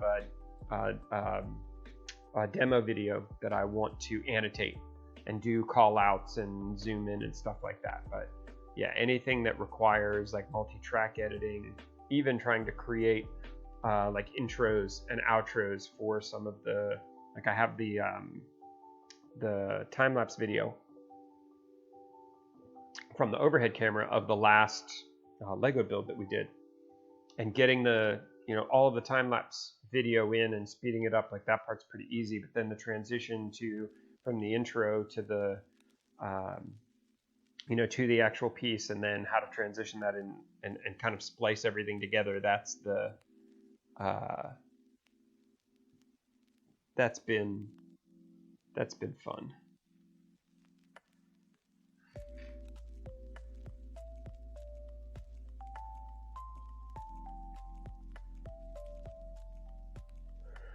Yeah, did you see that they're starting to make, speaking of the Windows bar, they're starting to make plugins for it? There was someone in the Destiny community who'd actually released a plugin that would pull all of your all the quests that you had, like all the bounties that you had on there. So instead of just being able to track 3 of them, it would pop up a little window over it that would show you how many more of this you have left to get, or how many of the, more of that you have left to kill. And I think it polled like every 15 or 30 seconds. So it wasn't like a real-time game element, but it was certainly, I gotta make 2 of these. It was certainly good enough to, when you've got, like you do, when you've got have 57 different bounties in there, or different quests that you're working through.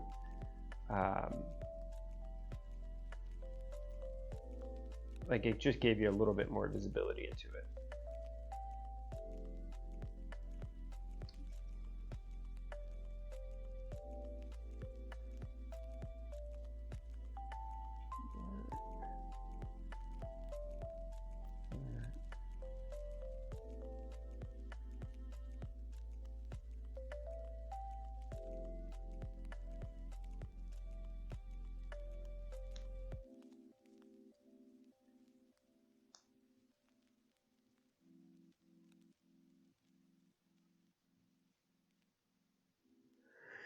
Yeah, and I mean, they have that now. It's just all browser based, which again makes sense if what you're trying to get to is the most number of people.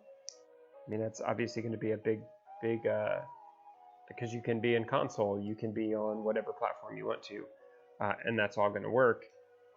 It you know, if it uses the Windows bar, it's PC only, which I'm fine with, but isn't necessarily going to make everybody happy who's looking to get as much reach as they can. Here, let me see if I can find it, and I'll post it in chat for everyone.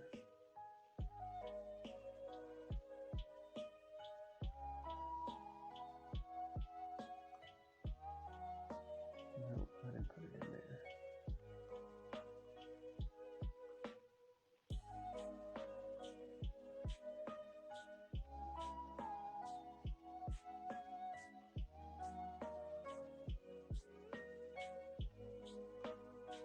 All right, here you go. It is called Destiny Overlay, or Ghost Overlay.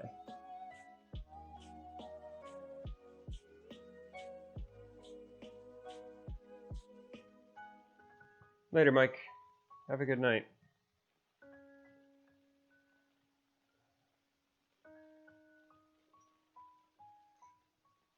But I mean, even outside of that one in particular, I just thought it was interesting that there's I didn't know that there was a plug-in ecosystem that was available for the Windows game bar. I mean, I guess it makes sense. If the visual elements are showing up, there's stuff that you can do with it.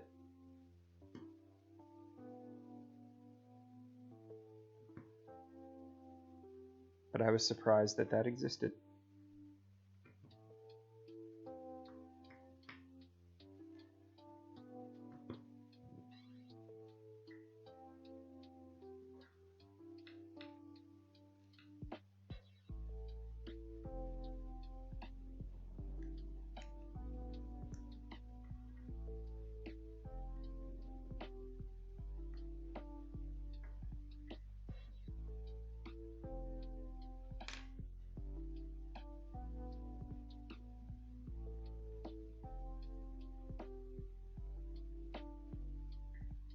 This makes me think of all the other things I could do with a Windows G overlay, you know?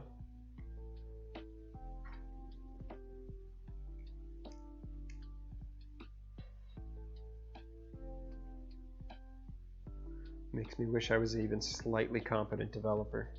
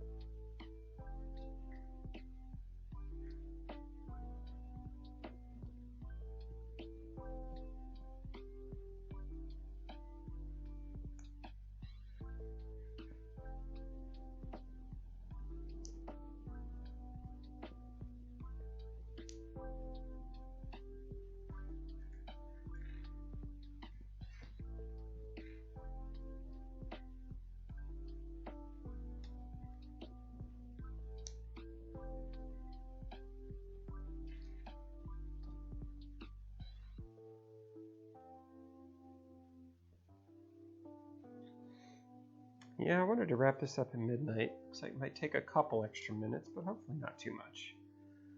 I got most of this working.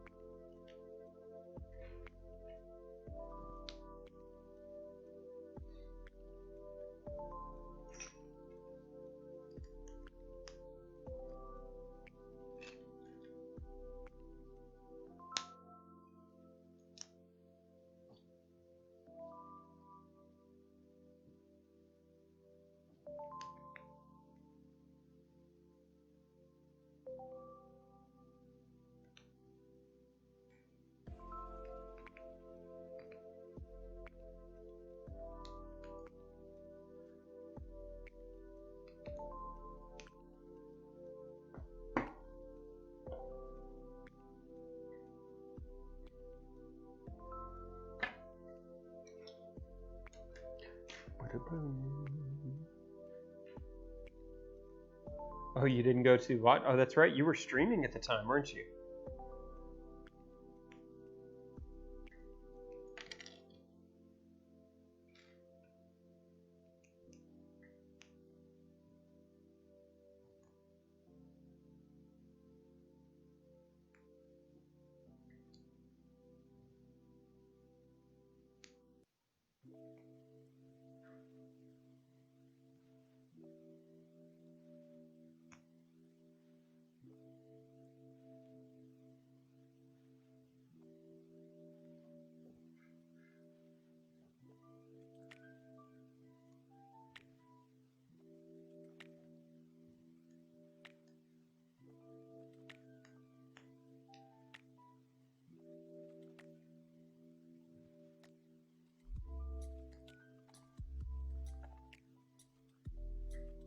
We were actually having a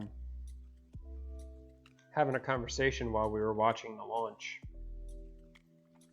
around what the ride characteristic is of the different pieces. Like, I know I've seen the footage from the Apollo missions where it's like a gigantic tumbling washing machine that they're in and kind of bouncing all over the place as they head up. And then the space shuttle, and it was weird because it looked like the most laid back, chill flight you've ever even thought of. Like, at one point they're still accelerating once they've actually gotten, broken atmosphere, and like, he's just got his hands clasped in front of him, like they're just chilling, no stress. I mean, and I'm sure they train their asses off, so that breeds competence and confidence. But it didn't look like they were having a real rough time pulling a whole bunch of G's. I think they said at max Q they were only pulling 2.5 G's. 2.5 G's and a pretty smooth flight. it looked pretty amazing.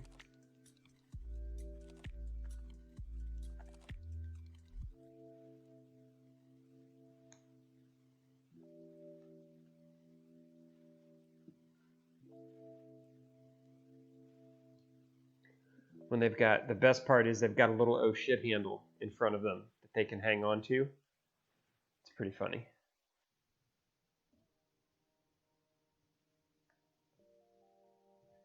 We were talking on, when we were streaming it earlier, we were talking, I felt like it would be a bigger oh shit handle on the ride to the International Space Station. But no, it is not.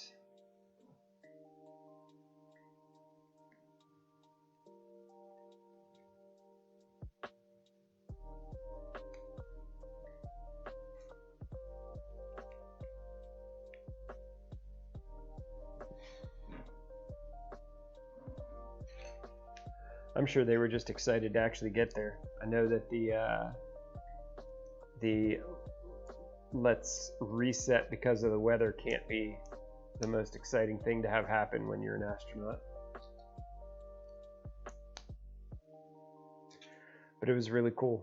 I'm glad it went off well. We needed that to go well so that we could start to work on all the other shit.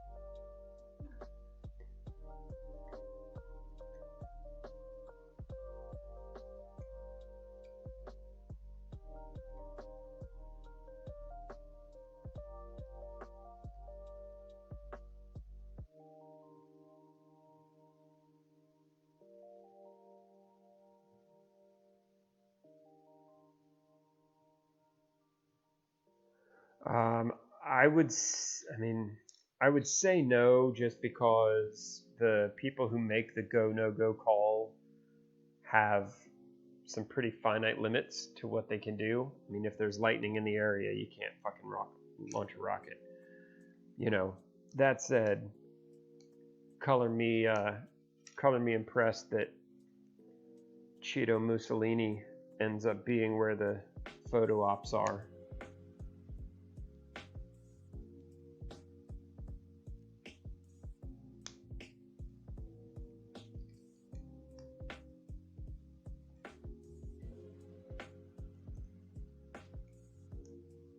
Honestly, though, from a weather standpoint, I don't even think it was close. Like, I think it was a pretty clear no-brainer with the way the weather had worked out. Like, I don't even think they needed to stress about the go no go call. It was green light all the way through, and nailed the landing, which is always pretty cool.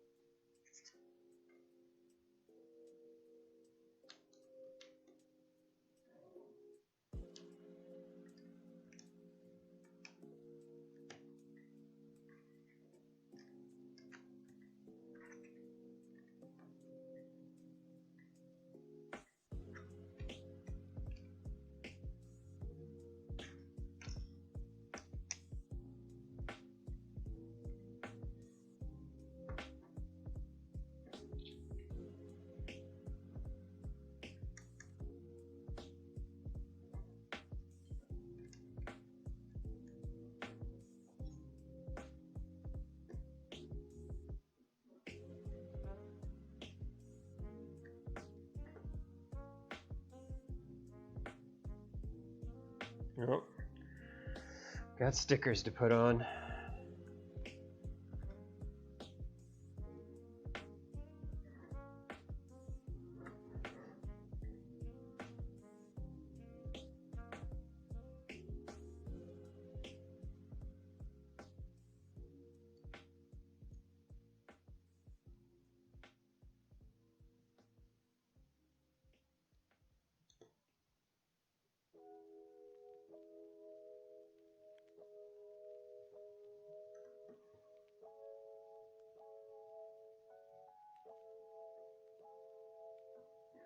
Yeah, it's Merlin engines on that first stage, and then the second, and those are those are traditional kind of air burning engines.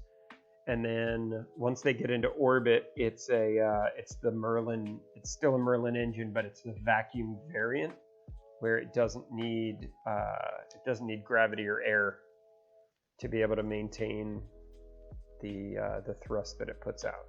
So it's more or less the same kind of engine, just different variants that are burning different types of fuel.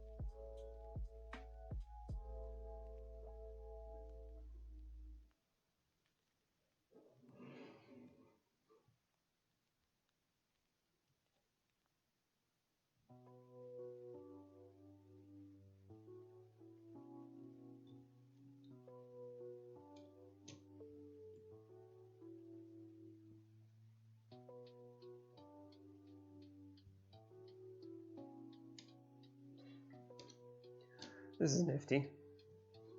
Here, I don't know if you can see this, but the what I had assumed was flat is actually not, and it has a fair amount of play in it to bring the front of that up. So this is actually going to attach in here and pull the bottom up to form the front at the same time, which is kind of cool. And then they've got the push-in pegs here to lock everything in place. So we lock that one there, and then we pull up the bottom, and we lock this one in on either side.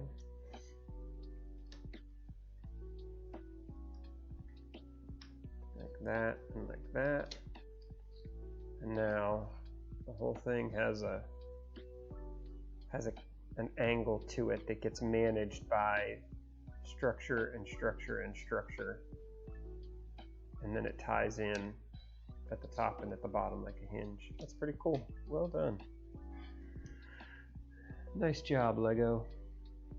All right, what do we got? We got the front. 1, 2, 3, 4.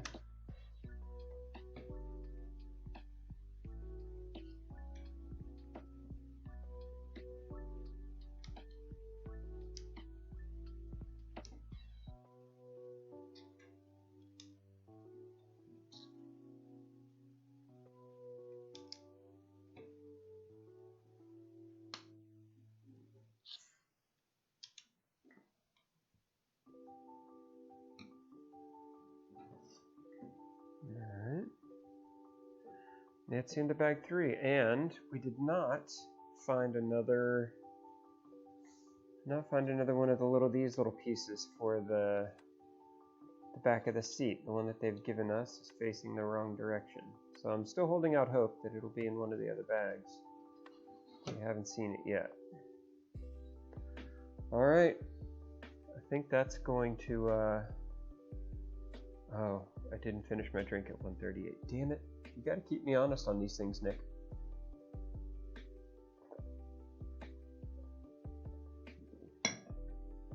There we go.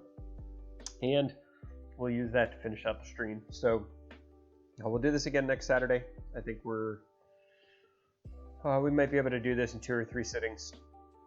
We'll see how it goes, but thanks for sticking around. Good to talk to you, Nick. I'll catch up with you later.